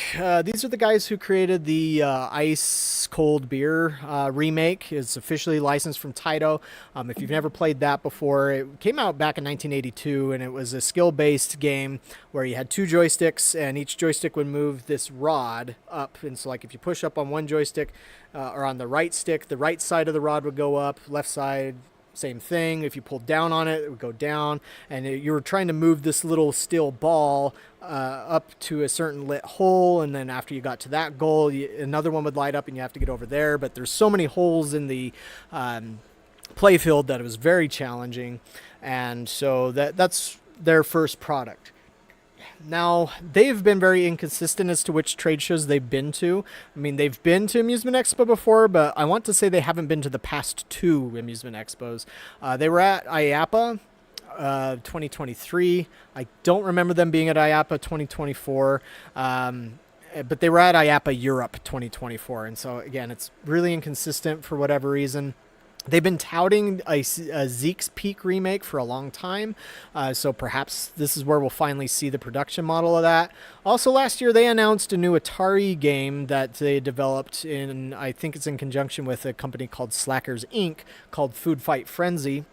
We have a post about that, and also you can check out Indie Arcade Wave on YouTube, where he has an interview with the developers and they show off Food Fight Frenzy. It's basically the old Atari Food Fight, which was a 1983 arcade game where you played Charlie Chuck and you would run across a room to get to the ice cream, but there would be all these chefs in the way and you'd pick up food and throw food at them to knock them out and stuff. Fun game, but what this is a 4-player version of that. The graphics look the same as the 1983 version, aside from just having the 4 players and such. But this was at Midwest Gaming Classic last year. What I had been told was it was supposed to release in December, but December came and went and didn't hear anything. I have reached out a couple of times to Retro Arcade Remakes, and I haven't heard back from them. Usually they've been responsive. I'm guessing they're just super busy. Right here in this photo that you see here on the right side is where they had a Warlords remake, also licensed from Atari. I think they have some other Atari licenses, but just again, they haven't gotten these out the door yet, so I doubt they're going to be doing something else until they do, unless they've decided to cancel one of these. But at least in my personal view, I'm very interested in playing these because I'm a big Atari fan, always have been. It's just I would like to see more art on the cabinets. To me, they're just too dark. I mean, that's great for a bar, but in an arcade these days, when you have so many flashing lights and everything's plastered in artwork and all that stuff, it's like you need more flash so that it's not overlooked, because you'd be surprised what's easy to overlook in a dark arcade like mine. But also it wouldn't be bad to have a marquee kind of like the Pac-Man Battle Royale had, where you have a pole on one end and then it has this marquee overhanging it. That would be nice. Wood grain would be a cool touch too, just for classic's sake. But again, I don't know what they're going to bring there, but I'm glad they're coming, because I've been missing you guys. All right, for Valentine Puppy, finally, we're here. We're at Sega Amusements International. One thing to, I guess, warn any Sega fans about, I'm not sure how long this company will still keep the Sega name. Due to just some weird stuff that went on the business end of things a few years back. I mean, people probably remember the news about Sega was selling off their arcade division, or they're selling off their arcades, and they sold off their arcade locations in Japan to a company called Genda, who has created the Gigo arcades over there, and they've done a heck of a job at it from what I've seen, and they're even expanding here into the States. They're not using the Gigo name here in the States. They're doing something called Kittleton, and I think they have some other plans too, and that company has also been developing their own games. But Sega itself, they clawed back their arcade development significantly. I mean, they still do arcade stuff over in Japan. It's just not like what it used to be, because a lot of people were put into the console division or they retired. But so there was another division of the company that was being known as Sega Amusements International. They've been around since, I want to say, 83 or 84, as they were the entity that operated all of the Western arcade stuff. And what happened in 2021, I think it was a management buyout. And so a new company was created called Kaizen Entertainment, and they bought the company for them, and they're licensing the Sega name. Now, what does that mean? It means that one of these days, Sega could, like, if Sega wanted to charge too much and Kaizen's like, no thanks, it's not worth it to us, then they could no longer have the Sega name, and then all their stuff would be Kaizen Entertainment stuff. Now, I have not heard anything, and so I'm not saying that's going to happen. I'm just saying, in the event that it did, like worst case scenario, if you started seeing Kaizen Entertainment, it'd be the same people who are doing Sega Amusements. It's just a licensing issue would be the reason for that. And so, but yeah, as Ted points out in the chat, yes, with stuff like My DX, which is right here, that shows a pretty strong commitment to sticking with Sega and keeping that going. It's just, I have noticed as I've been going to trade shows in recent times that the Kaizen logo has become a lot more prevalent. Like right now it's the same size as the Sega logo, and so they'll usually have banners, like one side it says Sega Amusements, the other side says Kaizen Entertainment. But in case you're at a show and you see the Kaizen name or you see it online, you're like, what is this doing here with that? That was the background lore on what that is all about. And anyways, let's get to the game. So My DX, finally, after many years of begging, we're finally getting My DX. No, it's not Initial D. I know some people out there still want Initial D, and that's fine. I have no idea if they're going to try this with Initial D or not, but My DX is finally coming to the States. Now, I had asked about Europe. For right now, that's not happening, but it is possible. It really depends on how well things do for the sales here in the States. The problem with Europe is that you still have licensing issues. You have to pay separate licenses. And another thing I recently learned about music games is there's 2 licenses you essentially need. Somebody correct me if I'm wrong on this, but you not only need to license the music, but you need to get a performance license or include a performance perk or whatever it is within that license for it to be played publicly. Otherwise, there's certain organizations out there that flip their lid over that, and they'll try and charge arcade locations a license themselves to be able to not violate copyright or something silly like that. And so yeah, it's a little weird, and that's part of the reason why certain games take so long to come to the States. It's like they've been out in Japan forever. Like Taiko no Tatsujin was the same thing, and everybody, all the fans have been wondering, like, why isn't this game here? It's usually because of licensing, and from what I've been able to find out, sometimes these licenses are ridiculously expensive, and so because of that, it's like the company has to make a determination if they can sell enough units to not only cover all these licensing costs, but to make a profit, because by making a profit, they stay in business. If they're losing money, especially a small niche industry like this, you could go bankrupt, and then nobody has a job if you're not selling enough games to keep the doors open, keep the factory lines rolling. And so that would be why. But, My, as far as I know, has the largest song playlist amongst rhythm games in the industry. Again, somebody correct me if I'm wrong on that one. I don't know how many songs the current DDR has, but 1,100 songs is nothing to sneeze at. And these come from genres such as J-pop, anime, game tracks, Sonic the Hedgehog, and Sega. I'm certainly looking forward to trying out some games. I'm going to have to play Let's Go Away from Daytona USA on there, and maybe something else from there. My daughters are into J-pop. They would know plenty of songs there, but I've never really listened to it. But game tracks, Sega tracks, Sonic tracks, and maybe a few anime tracks. I recently watched an anime called Dr. Stone, which is, I guess, still showing up once every Thursday here, but that's been a fascinating one. Or I should say a fun one. But yeah, BMI is one of those. I started getting letters, and I basically had to tell them, I had to tell this BMI licensing company, it's like, you have to prove that I'm violating copyright before I would pay you a cent.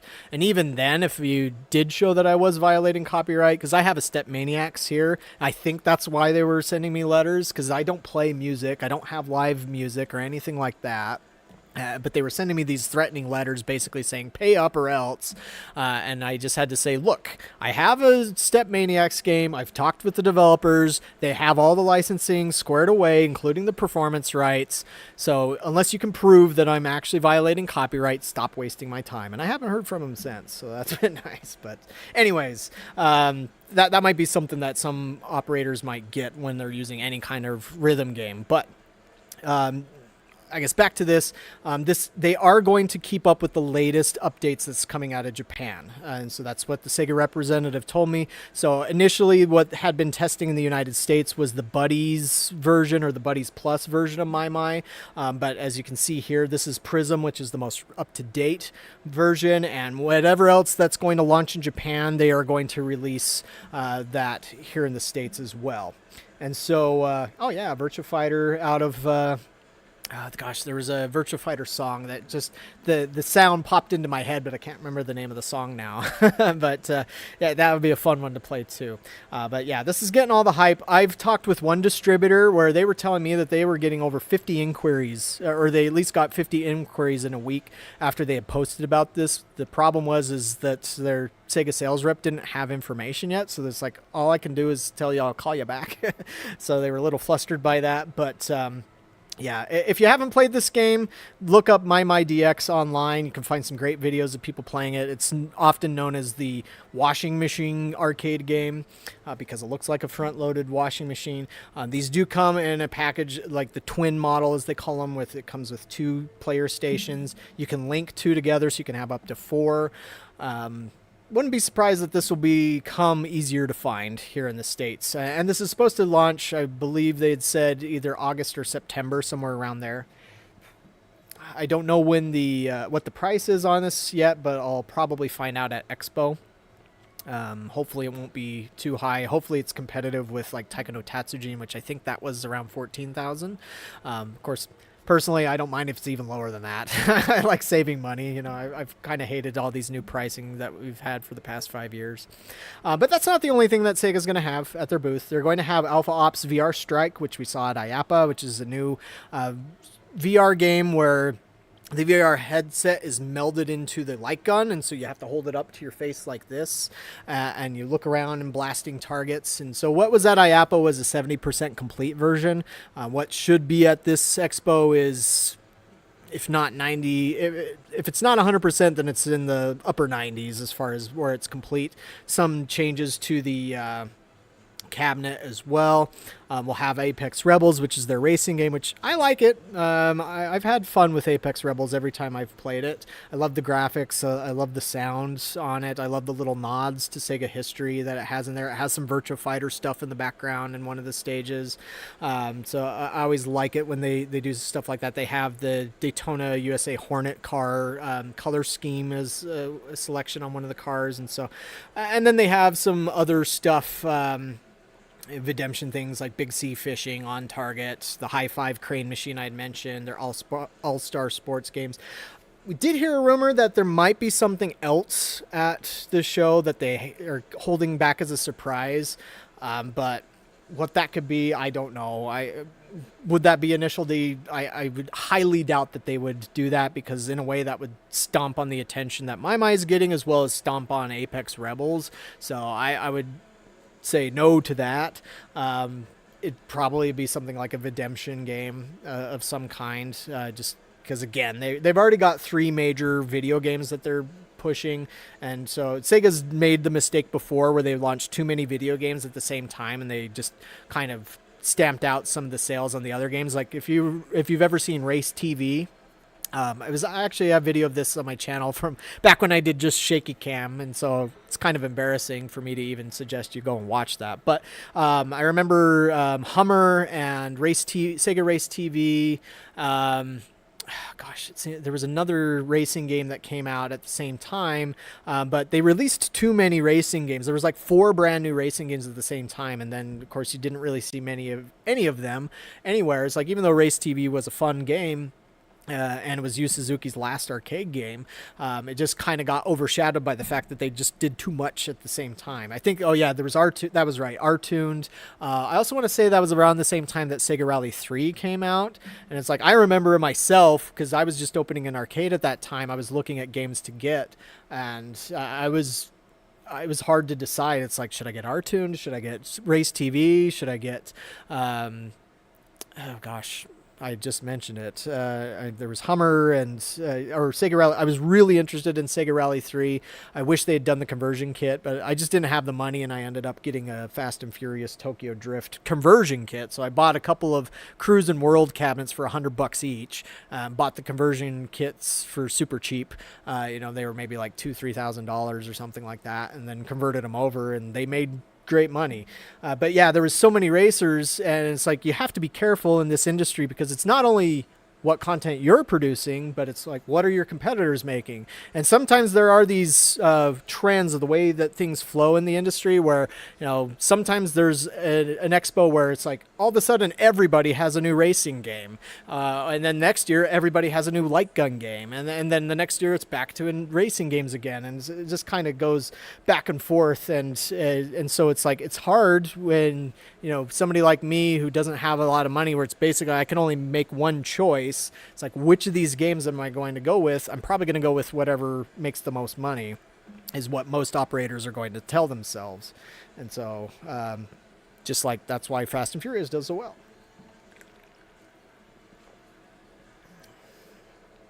But there is the new House of the Dead Scarlet Dawn model. I wouldn't be surprised to see that there. I'm just kind of what I am surprised about on that one is it's not a significant change in cabinet, but it's not that much cheaper. It's only $1,000 less. Kind of wonder why they didn't do that upright House of the Dead Scarlet Dawn model that we saw a few years ago that first came out in Korea. So, yeah. Sometimes it's too many racers. Oh yeah, also is like not. I think the year after Race TV and Artoon came out was when they did Sega Racing Classic, and so it's just stop doing racers, hold it off. Well, House of the Dead Scarlet Dawn's been out since 2018, so I have one sitting right here across from me. I guess I could show you. But this is not the new theater model that, if you're not sure what that is, just hit up arcadeheroes.com, do a little searching, and you can see that. Oh, sorry, let me fix my camera here. I guess my, looks like my feed's slightly off from what I'm seeing. It looks like it's a little janky. Sorry about that.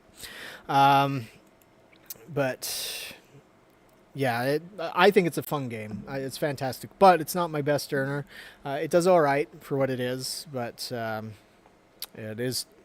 Unfortunately, The Walking Dead gets a lot more attention than House of the Dead, even though I would say I would give the props to House of the Dead as being a slightly better game. Just I like things that it has, like the branching paths and the secrets and all that stuff, and better graphics, cheesy voice acting, etc. Let's see here. Smart Industries. So these guys are usually focused on crane machines, so I don't cover them a whole lot. But they do have this interesting new Whacker merchandiser game where it's like a head-to-head Whacker game. So it's like, I like innovative things. I like to highlight stuff that's innovative. And so I think this is called Block Party, or no, Knock 'em Blocks. So this is something that I learned about from the Replay magazine. Because at first I wasn't even going to include Smart Industries in the preview here, but they had a big spread, 2-page ad spread and Replay to discuss what they had there.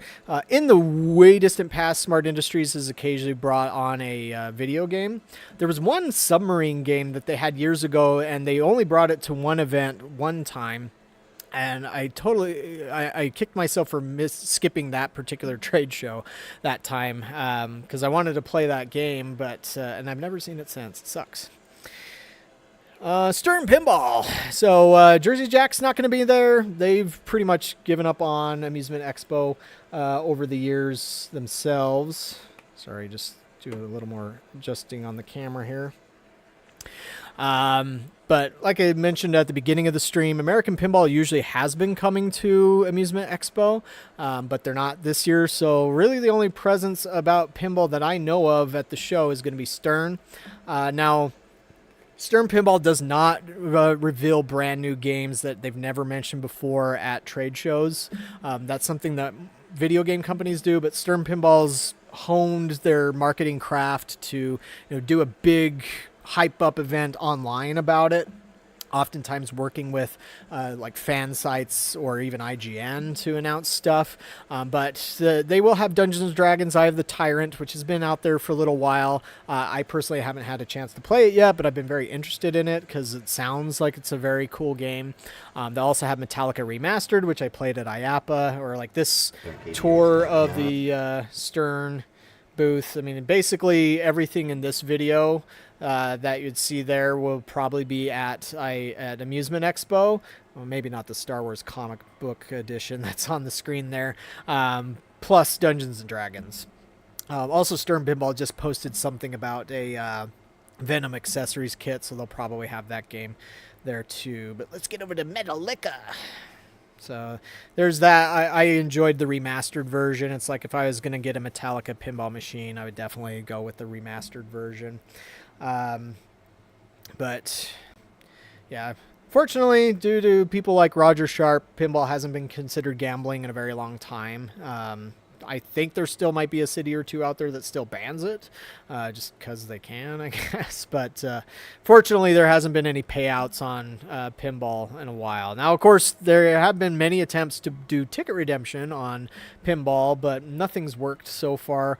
Jersey Jack did show off a new Pinball XP system at IAPA, which is supposed to offer some stuff with redemption and such. But now, of course, granted, now that I think about it, I mean, we're about to get into the amusement or the virtual reality stuff, and there's a company called Creative Works. Creative Works had worked with they've been working with Jersey Jack to develop that Pinball XP system. Now that I think about it, it's possible that Creative Works might have the Jersey Jack Pinball XP there at this show. But I haven't heard them mention anything about Amusement Expo, so I don't know what it is that they plan on bringing. But that's probably what we'll get from Pinball. I guess I might as well just mention it since I haven't been able to post it on the site. But yesterday, a company called Multimorphic, so in the pinball industry, they don't like to use the term indie developers or minor developers. They like to use the term boutique pinball manufacturer. I guess it sounds fancy. They serve Chardonnay with their machines. But they've developed an interesting system where it's kind of a hybrid between digital pinball and real pinball, where you can actually convert the machine into something else. And so they have multiple different play fields to sell. Yes, how quaint. And then so they're conversion kits for pinball machines, but most of the playfield is a digital display, but then at the upper, like the top third of the playfield has actual mechanic stuff and targets. They just announced Portal Pinball, and so that would be cool to see, but chances of me coming across them only if I go to Pinball Expo again. I don't know if I'm going to do that. But yeah, Ben Heckendorn, actually, he does a lot of work for Spooky Pinball, and Spooky Pinball considers themselves a boutique manufacturer. And so like these boutique manufacturers do not show up at places like Amusement Expo or IAPA. They'll go to Pinball Expo or the Texas Pinball Festival or the Rocky Mountain Pinball Show or the 10,000 other pinball shows out there. But yes, now The Cake is Alive finally comes to arcades. I mean, I guess this is deep lore. I'm sure some of you guys know this, or maybe everybody in the chat knows this, but there was a Half-Life 2 arcade game that Taito did way back, and I've seen it here. Namco actually tested it out back in, I think, 2006, 2007, but they said it bombed. But I'd seen it at IAPA once. Some Chinese manufacturer brought some Half-Life 2 units over, and they were just trying to sell them. And it's like, oh, I wish I could have grabbed this, because even though it was super complicated and probably wouldn't make much money, it was still cool. But yeah, next up is Team Play. They are a company made up of a lot of ex-Midway guys.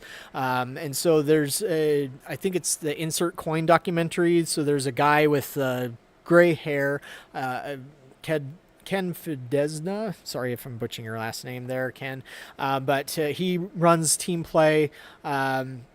There's also several other guys that worked at Midway in the 80s and the 90s that make up this company. But they usually are doing other things. They're not really doing video games much. Once in a while they do. Like the last real video game, like without redemption or anything on it that they did was Family Guy Bowling, but that was like 2018. But they're on the cover of Replay magazine with their new Candy Forge game. This was at IAPA. It was under a different name, but it's just a redemption game where you're working these scoops to push, well, at IAPA was minerals, but now it'll be candy, fake candy, into the scoops and get stuff there. They also have a photo booth called Pix Place. Yeah. Oh, yeah. And it's Brian Smolik, who works at Team Play. He's credentialed on some Midway games. He had also worked on a never-released Major League Baseball game that Midway was going to do, that was trying to do for baseball what NBA Jam had done for basketball in arcades. But yeah, it is. I wouldn't mind if Brian or Ken or any of you guys over there hear this. I wouldn't mind seeing you guys do some video games like they were Midway games again. But I get it. It's usually the redemption stuff that makes the money, pays the bills. Triotech. So even though these guys have been focusing a lot more on amusement parks and like they literally develop roller coasters now, there's actually one here in Utah at an amusement park called Lagoon that they opened up, and I went on it last year. It was a stupidly long wait. I've never waited, I think, an hour and a half to get onto a roller coaster before. But it was pretty awesome what they did. And now for some reason the name of that coaster is escaping me, even though I stood there that long. But they also do, like, they started with making arcade games. I want to say their first game was Wasteland Racers 2071, which was, I think, the very first game to use an HD screen. It used a 720p screen. They also did Ballistics, but they're best known for Typhoon and the Mad Wave Motion Theater. They still have Typhoon. But it's like the 10th anniversary edition where it's red instead of yellow.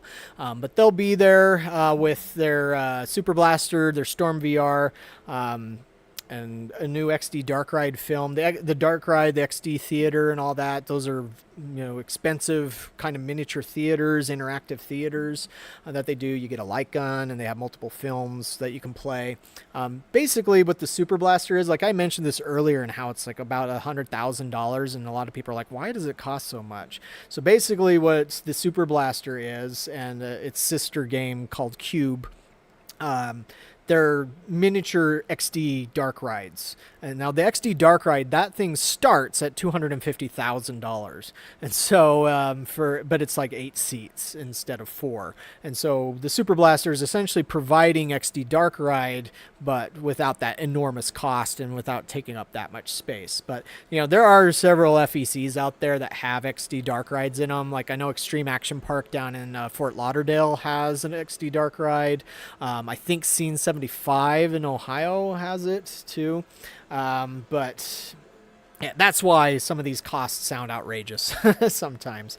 Now, recently we had seen on Arcade Heroes, I guess I should be doing that, jumping around here. But this is something that was spotted on test. I think it was in Toronto or Montreal. I can't remember. I guess I should read my own story. It's this game called Skyrider Interactive, but it also has what might be multiple games on it, where it's a VR game. There's this one that's called VR Drone Invasion. This is all we really have. This is the only picture we've seen of it. I should back out here so you can see that better. So will this be at Amusement Expo? Maybe, but no clue if it will be or not. So we'll wait and see. But it does show that not everybody's giving up on VR yet, as I kind of talked about a little bit yesterday on the RoboCop VR video. Okay, we're almost done here, in case anybody's wondering. But thank you for sticking with me through all this. I really appreciate it. My voice box doesn't, but I need practice for all the talking I'm going to do tomorrow anyways. UNIS. UNIS had a huge booth at IAPA. Lots and lots of stuff. Sometimes I think they're one of those companies that sometimes seems to just launch way too much at the same time, where it's a little hard to figure out. But I think they've grown to the point where they have enough buyers that they can work things out on all that. But at the same time, it's kind of frustrating. Like with UNIS, so often where I have no idea when they've released something, and then sometimes there's a lot of times where they'll also show off something. It seems like they don't get the response that they want, and then they just eject it into space. So like in this image here, where it's showing what they're bringing to Amusement Expo, they don't have Neon Rush, which was a motorcycle kind of cyberpunkish racing game that was at IAPA. It looked really cool, and as far as I know, it's supposed to still be released. So I mean, maybe it's just that they just didn't want to show everything that's going to be there on this ad, and so it'll probably be there.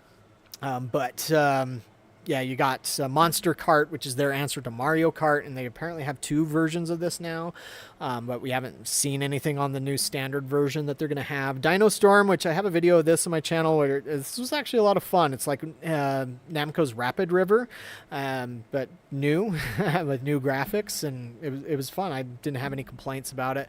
Bigfoot Smash was also a surprisingly nice game. So they'll be there, and I think they have this Hoops game as new. It's kind of hard to tell from the quality. Oh, it's Emoji Hoops, like a mini Emoji Hoops game. They're probably just for redemption.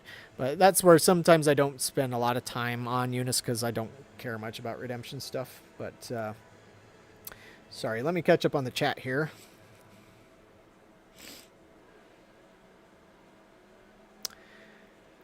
Yeah, so I guess, Jason, you mean if they would sell the artwork separately? Because I know if you buy the Series 4 cards, it's supposed to come with a pull-up banner included in the package. But if you mean, like, in general, if they would just sell off their stuff... Oh, and I just noticed something. I've been using the wrong overlay the entire time. Sorry about that. That was stupid of me. and amateurish. I should flog myself.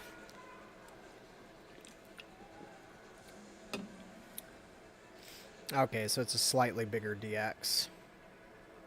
Yeah, I mean, I remember the first time I came across UNIS, and they had this weird Panic Park-like game. Like, it used the same controls as Panic Park, but the game itself was just trash. And like, sorry, Steve at UNIS, I know you don't like it when I say that sort of things.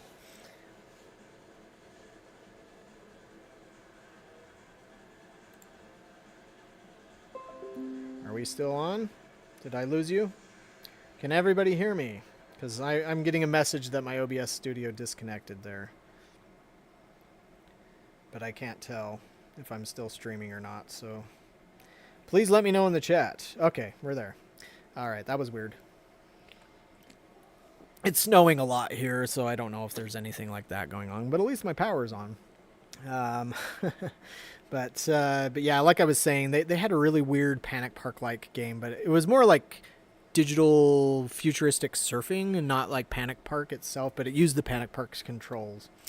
So yeah, there was one game though that I really liked that they did back in 2014, and the only thing that turns me off about it is that they just gave up on it so fast. Called Armed Resistance, where it was like a mech arena fighting game, and I love games like that, like T-Mech or Cyber Sled and stuff like that. And it's like I wish they would have pushed it a little bit more, because I would have liked to have gotten that one, but they just stopped selling it after like a few months, and so I was like, oh darn. But yeah, that's UNIS. And I guess another interesting thing about UNIS, one thing that I do like about them is that they will take some concepts that the rest of the industry has abandoned.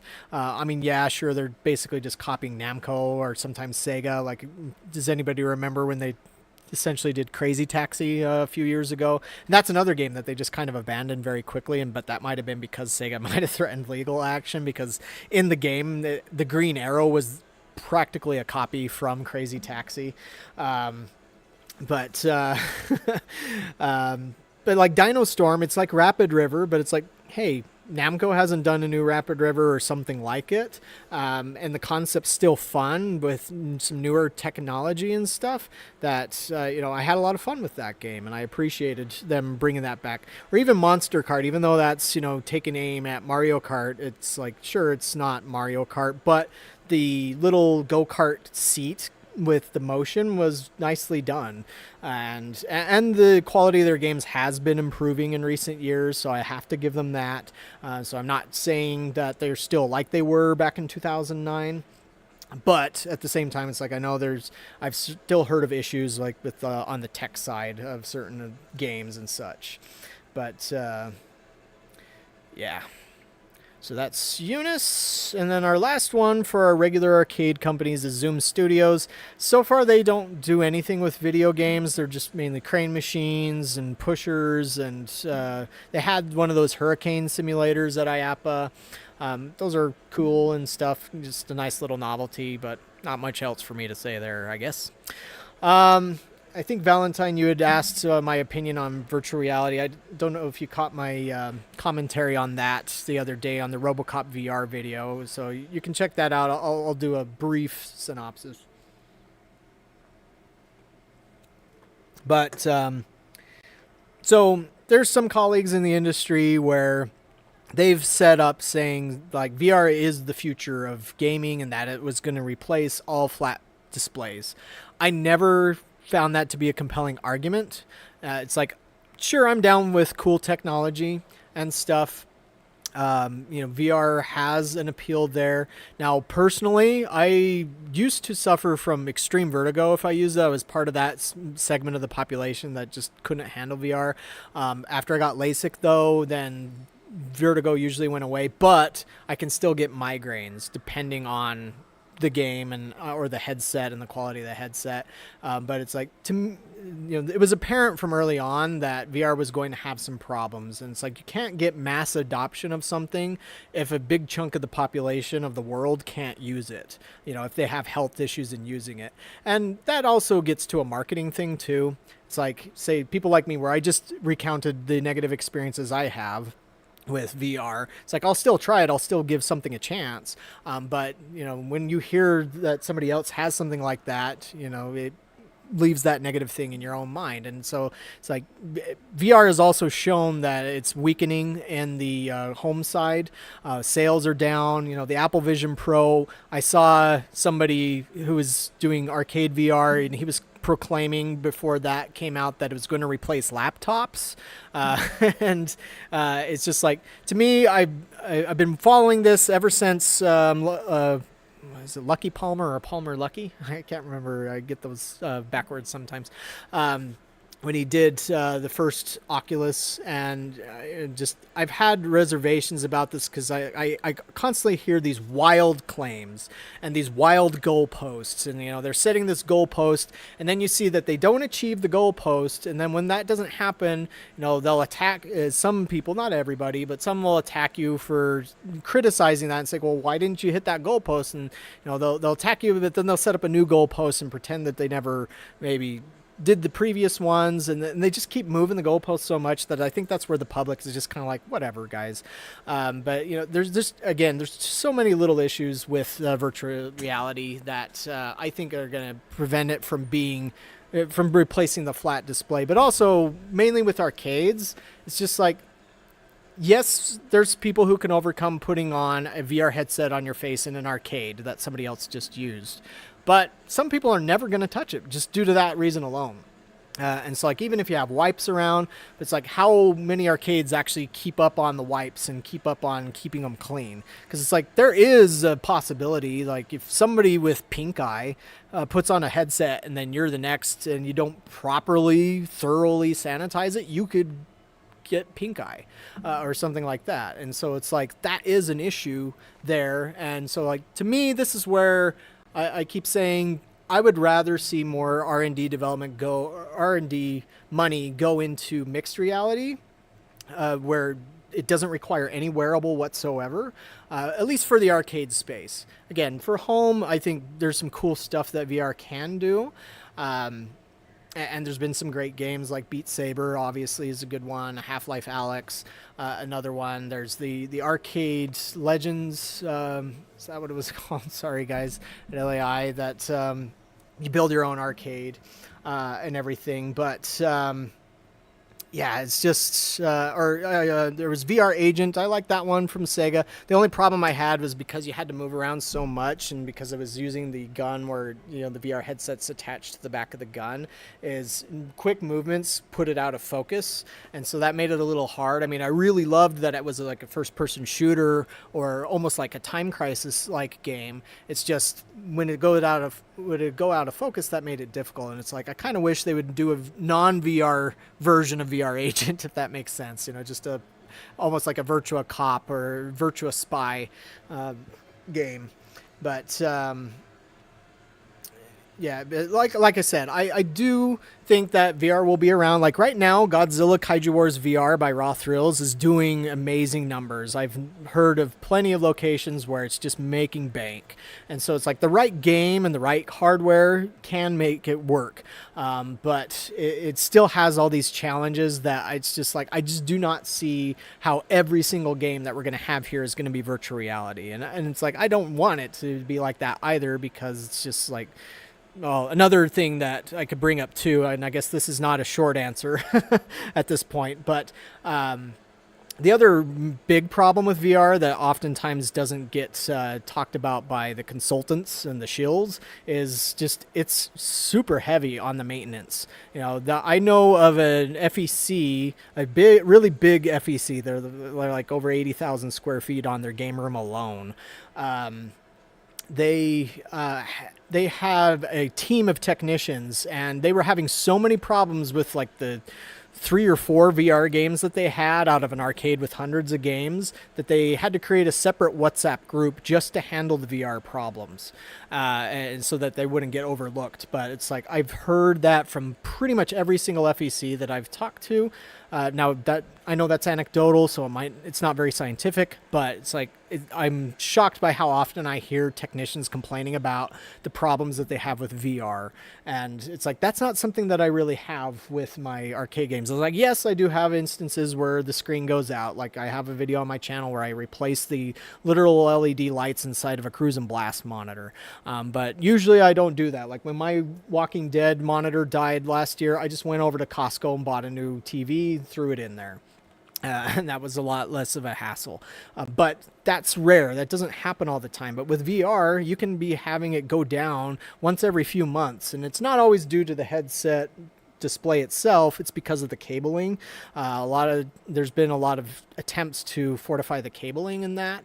But that's just part of the problem with wearables, because it's like, and that was another thing that caused myself to have some restraint on jumping all in on VR, is because anybody who runs an arcade knows what happens to light guns every single day, from kids dropping them on the floor and stuff. And every single VR arcade solution that I've seen that has the VR headset hanging down and able to either hit the floor or hit the game cabinet just causes me supreme cringe because of that. And so so yeah, on X Arcadia, I will be doing something on that next week. What I'm waiting for is so I talked with Eric at Exa about doing some things since they're not going to be at the show to promote them. I don't know what they're going to send me yet, like whether it's videos or a game cartridge or something. I'm happy to cover whatever they're willing to send. I just don't know at this point what it is that they're going to be doing there. So yeah. Oh, sorry about that. I had misseen the names there. So yeah, Noob Gamer, thanks for asking that question on VR. But again, I know I'm really down on VR. But again, like you look at how much a Godzilla Kaiju Wars makes, and then it's like it's okay. But it's just hard for me to ignore the problems that I see. It's like a couple of years ago, I saw all these locations starting to sell off their VR systems. And like these were systems that had sold originally for $100,000 new, and these guys were offloading them for $15,000. So it's just like, obviously they're not the giant money makers that the claims made them out to be. And so, yeah, and then another thing that I've noticed when we were researching the news here for Amusement Expo is that, so Amusement Expo went pretty heavy in on VR. Several years ago, there was a lot of VR companies there where like that was their main product. Like they had either one or two products and they were both VR.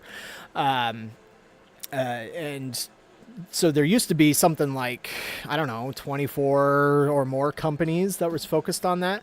Last year, there was only 12 companies that would be in this section that we're about to talk about now. This year, we only have 6. And out of those, only 2 of them are like 100% focused on VR. So if anything is a good indicator to tell you that it's not doing that hot and that a lot of people in the industry are kind of over it, well, then I don't know what else this can tell you here. So like earlier I mentioned Creative Works, and like the product that they were working with was not VR related at all. It was Jersey Jack Pinball. But Creative Works, they're always an odd company to cover because they don't have any like one product that you can point to and say, oh yeah, that's Creative Works. They work almost like a manufacturer and a distributor or a manufacturer liaison, where they represent multiple brands of different products. And so they've picked up a lot of VR products over the years, but I noticed that IAPA, they only had, I think it was 2, the Limitless VR and it might have been the VARBox. But yeah, it's retracting. Obviously it's not as popular as it was. And so, yeah, I don't know what Creative Works is going to have there, as I mentioned. Earlier I mentioned there was going to be an AR system, augmented reality system at IAPA, and that is this, called Verse Immersive. So as you can see from his headset there, these are glasses where you can see through them, so you can see the real world around you, but what those glasses have in them is a transparent LCD display, so just like that, you can see the whatever it is there, and then interact with it. And now this is not the first augmented reality system I've seen before. Like I mentioned, Pokemon Go is also an augmented reality game, and technically any smartphone is an augmented reality device as long as you have the right kind of app for it. Of course, I know there's been things to turn phones into VR headsets too, like the Cardboard, the Google Cardboard, I think it was. But yeah, we haven't had a lot of augmented reality things. I remember in the arcade industry, I remember a few years ago, I think there were, what were they called? They had a go-kart augmented reality thing. Hado AR, I think is what it was. And but like you would sit in an actual go-kart and you would drive around and you would have these glasses on. And so that was a pretty cool thing. But they also had a version where you weren't in any kart, but you were in an arena and you would like throw fireballs at each other and you have two teams and you would just go like this and the system would detect your hand movement. And in the glasses, everybody would see a fireball come from your hand. Yeah, Google Cardboard was the worst of VR. So the Verse Immersive, they will be there, so it'll be interesting to see what they do. And this is another thing, too, to show you kind of like how VR is becoming kind of a toxic or radioactive thing, is if you go to the Verse Immersive website, or I think it's Enclu, they have in big letters there on their site, this is not VR. They don't want to be associated with it, which, I mean, in one sense, I understand that because they do have an augmented reality system and they want people to know that it is different.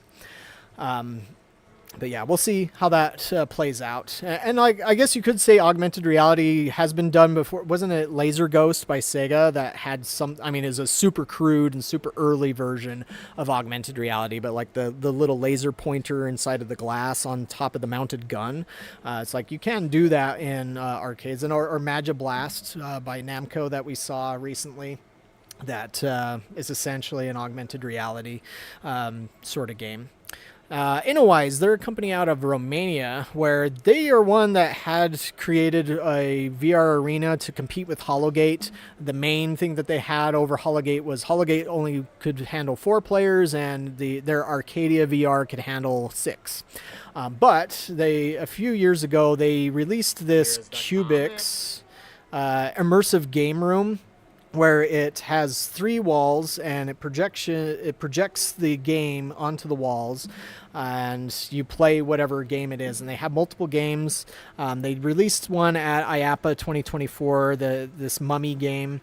Unfortunately, when I was at IAPA, I didn't get when I was nearby, I only once came across somebody playing the Mummy game, but they were already pretty much at the end. And so with this video that I did, I had to use their own video that they created to promote it. But it's basically a puzzle game where you're moving gems around to get through the labyrinth within a pyramid. See, like right there, you have to go into the safe zone, or I guess it's not going through the labyrinth so much, but play like a multiplayer puzzle game. But they have other stuff too. They have like a zombie shooter. They have a space puzzle game where you have to work together to collect objects.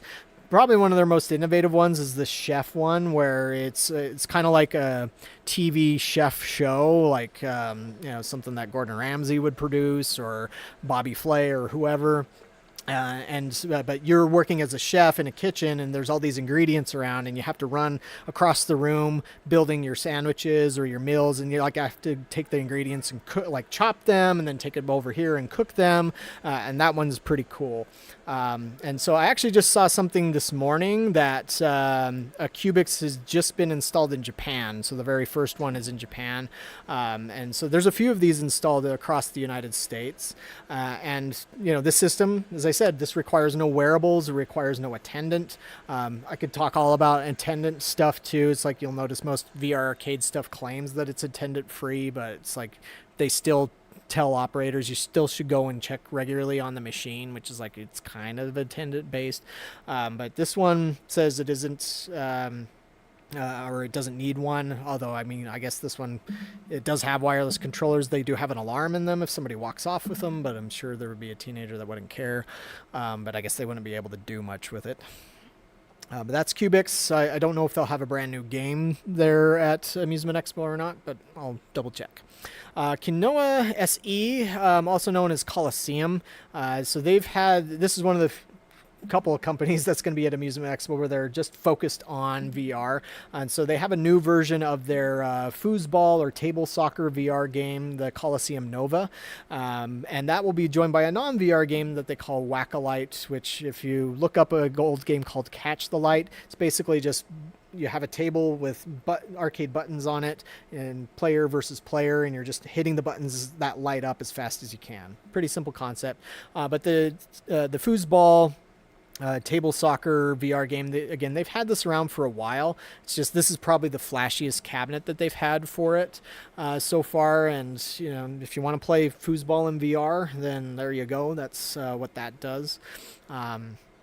And then Rylix VR, they're the other company that's just focused on VR, and you've probably seen them out there because they did very well at getting a lot of machines out there because they were one of the cheapest solutions to virtual reality out there, and it was a non-motion based game, which is what helps, although I think they had something like 10 to 12 different films in it that you could play, and they're basically VR roller coasters, but they have a rumble in it to make you feel like you're moving even though you're not.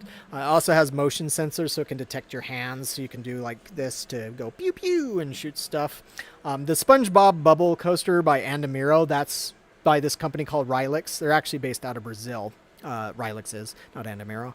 But the SpongeBob coaster, the reason why Andamiro carries that is because Andamiro has the SpongeBob license for anything arcade related in the United States or North America. And so when Rylix showed up at, I think it was an IAPA with SpongeBob, I guess that caused where it's like, hey, you guys can't do this unless you license it to us. And so that's why Andamiro carries that over there. I'm almost done too, but thank you very much for attending the stream. This is the last one, and then I'll open the floor to questions if anybody has stuff. Valomotion, and so this is a mixed reality based company. They have this is their principal or their flagship product, where you go into the arena and like this is what the camera sees. So people standing outside, they see the graphics, and you also see on the wall kind of where you need to go. But inside the arena itself, it's just the foam pads and everything. So, and this is like either mixed reality. It's hard to say if this is mixed reality or if it's augmented reality, just because you're not necessarily seeing projection on the floors around you and stuff. But I guess mixed reality makes sense because it is mixing the digital and the real world together. But they also have some other stuff too, which also is in the mixed reality realm, like a mixed reality climbing wall, which does use projection mapping. And I'm trying to think, I think they had a trampoline based game too. But Valomotion will be there. They've won the IAPA Brass Ring Award before for their stuff. And actually, speaking of the IAPA Brass Ring, so it was Asteroids Recharged by Alan Wan and Atari that won that last year. But there was another company called Night Heron Entertainment, which was at the AVS Company's booth, and they had the Kung Fu Panda the Warriors Gauntlet VR game. I haven't heard anything about them going to Amusement Expo, which is a little bit surprising because they're actually based out of Utah as well. So it's like not. I mean, it's a quick flight, but also it's like it could just be a quick drive. With something that big, you need to drive it down or just ship it down, and it shouldn't cost that much. But yeah, as far as I know, they're not going to be at Amusement Expo, but we'll see because the game is supposed to have shipped soon. Yeah, Ted. So yeah, I forgot to mention that with the Cubics by InnoWise. So Taito did develop their own kind of immersive game room, which is a very similar concept to the Cubics. I think it had 4 walls instead of 3, though. But yeah, we haven't seen anything about that outside of Japan, which is too bad. But also, really anything with Taito has been too bad in recent years. They just haven't done much, which is sad. But yeah, that covers our preview for Amusement Expo 2025. Anybody got any questions or anything else that I might have missed? Apologies on that. So I'll ask Jason. I'll ask Raw Thrills if they want to sell. If they would sell. I mean, I think they might. Maybe you could contact Betson and see if they would sell you something artwork related. And I guess speaking of that, I need to I've been thinking about it. I have some artwork from games that I'm just not using. I need to sell it. I have a couple of marquees from Daytona Championship USA that I've been thinking about selling. My old marquees for Maximum Tune 5. I know I have artwork around somewhere for Big Buck HD because I had it as HD and Wild, and now it's reloaded. But I can only find one of them. I need to look through my junk and find all that. But yeah, I need to check that stuff out and just get it sold. I've been trying to sell some games recently to get some funds and refresh my game floor, but so far I haven't had much luck. I've sold one thing, an old pinball machine. That was the only thing anybody showed any interest in, but everything else just nobody wants. Let's see. Footage request for the last few levels of Goldstorm Pirates. Gotcha. I'll definitely make sure to do that, play through it. The fourth one. Sorry, which one is that a reference to? Fourth what?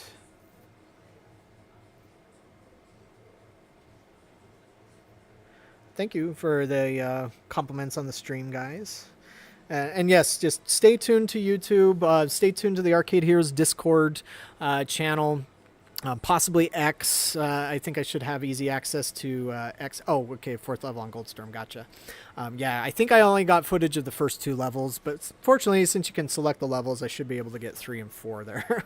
Get the whole complete package. But perhaps that's something I'll have to do on Top Gun, is like film each level separately and then upload those separately and just do that. Trying to think if there's anything else that I need to get. Oh, there's a 5th one. Okay, gotcha. Probably wouldn't hurt to get more Taiko no Tatsujin footage. I'm not sure. I'm not going to do 1,100 videos for 1,100 songs. And I'm sure most of them will get dinged anyways by YouTube. But I'll definitely do a few songs on my I probably will suck. I've never played the game, but I am better at rhythm games where you have to use your hands than the ones you have to use your feet. So like I suck at Step Maniacs, I suck at DDR, Pump It Up, but like Re-Rave Arcade, I got pretty decent at that. Like I could play some songs on master difficulty and pass them just fine with a little bit of practice. And so it's like I kind of assuming or hoping that with my I'll get there too. It's just my definitely is a bit more complex than Re-Rave was, so we'll see if I embarrass myself or not.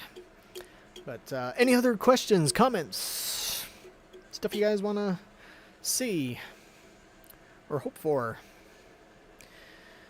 And of course, surprises too. Like if there's any surprises, I'll post about them either on Discord or X, or if I get the time, I'll do a blog post. It's just I'm not sure if I'll have the time to do a blog post.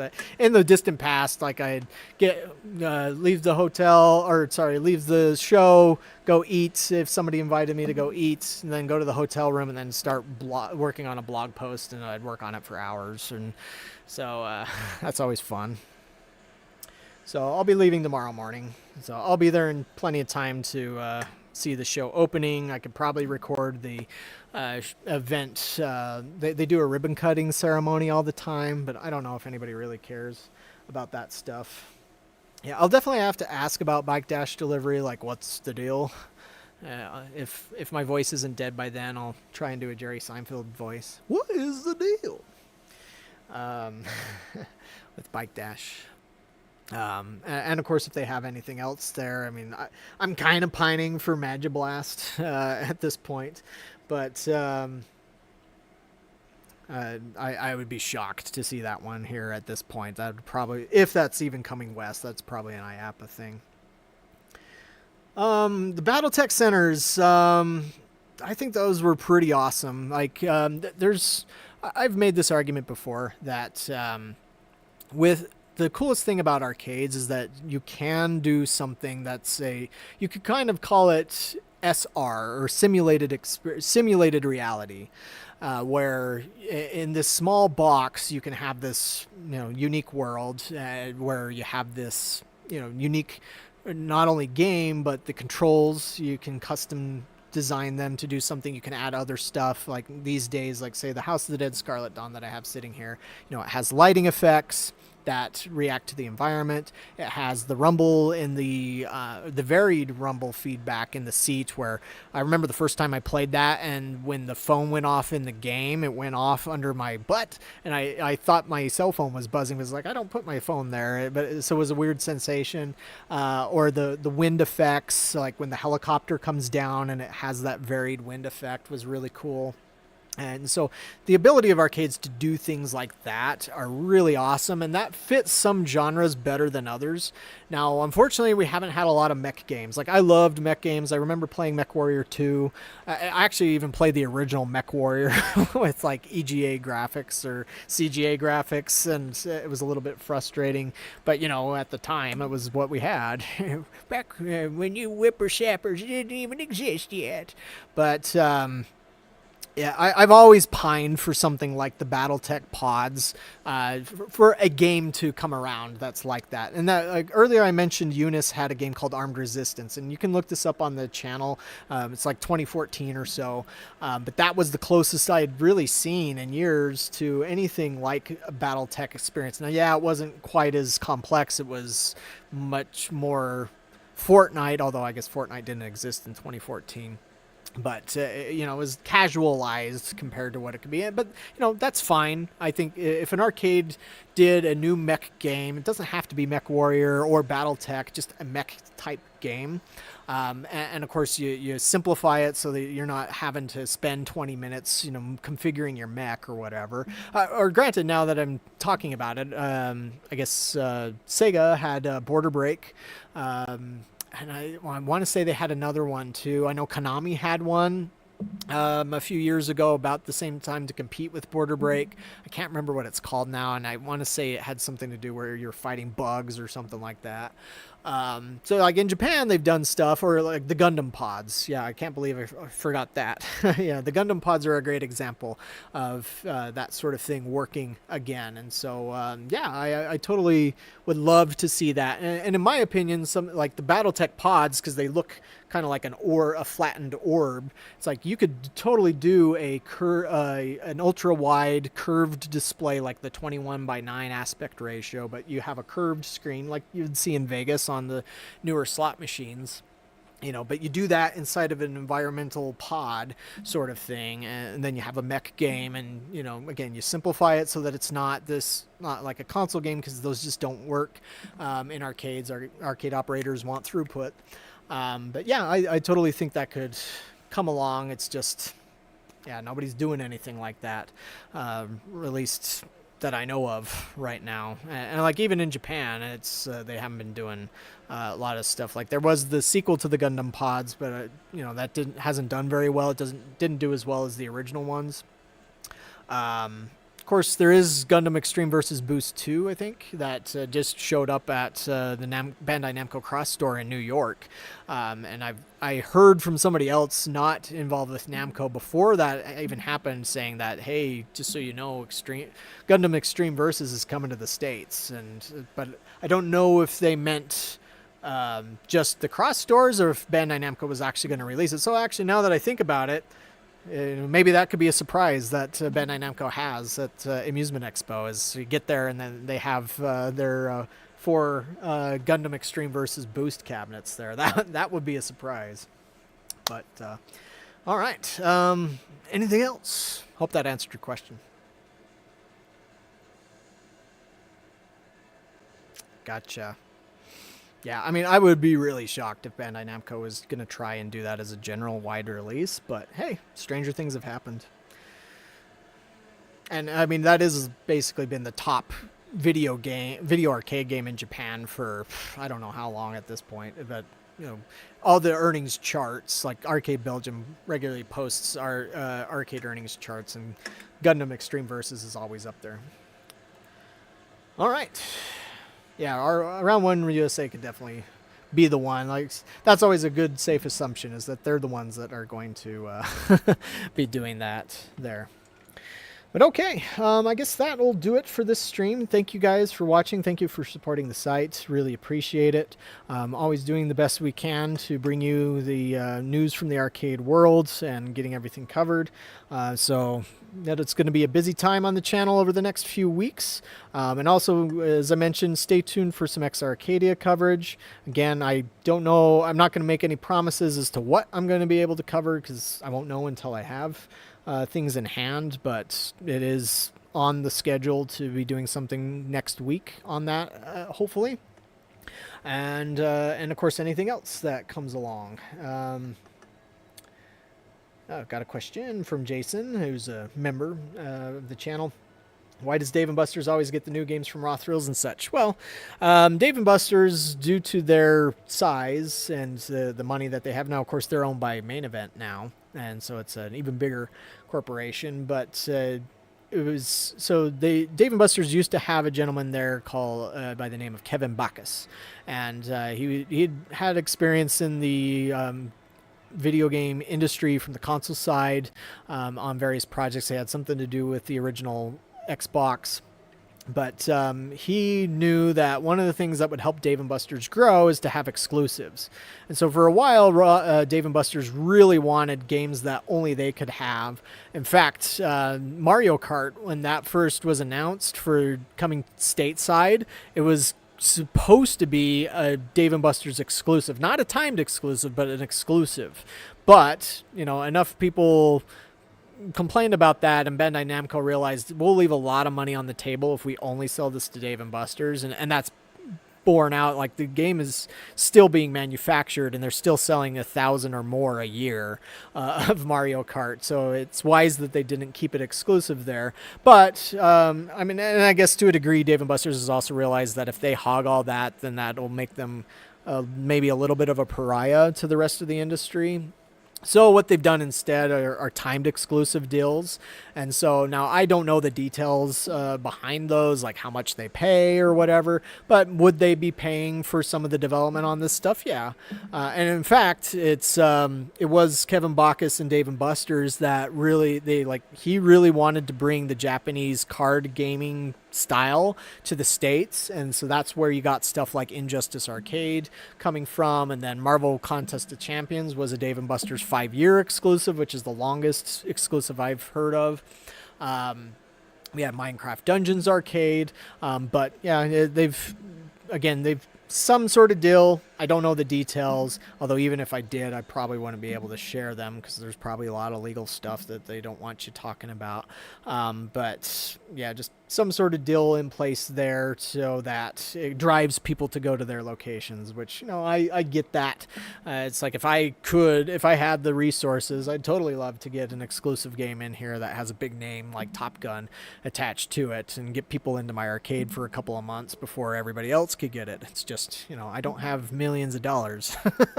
So I don't even have a tenth of that. So that, I hope, explains why they tend to focus on that stuff. And of course, you know, Raw Thrills, as I mentioned at the beginning, they do a really good job at designing things that the industry want. Well, not the industry, sorry, but they design things that most people who visit arcades want to play. You know, their games make money. It's pretty common that Raw Thrills games are going to be in the top 5 of the video games at any given arcade. And like that's been the case at my place. Now, at my place, the past 2 years, the best earner has not been a Raw Thrills game. It's been Maximum Tune 5DX Plus by Namco. Or Bamco. But Jurassic Park Arcade, which came out 10 years ago, actually 10 years ago this month, it was my number 2 the past 2 years. And then Cruisin' Blast and The Walking Dead are right behind that. So, you know, they're still all up there in the top category. It's like, I know if I got a Top Gun Maverick, it would do really well. It's just, I can't afford to get that. It's like, maybe I could get a leasing deal on one of them, but 2 of them would be hard to swallow at $50,000. But I hope that explains it. But my voice is starting to die on me, so I will call this stream good. But again, thank you guys for watching, and stay tuned for more, and we'll see you guys around.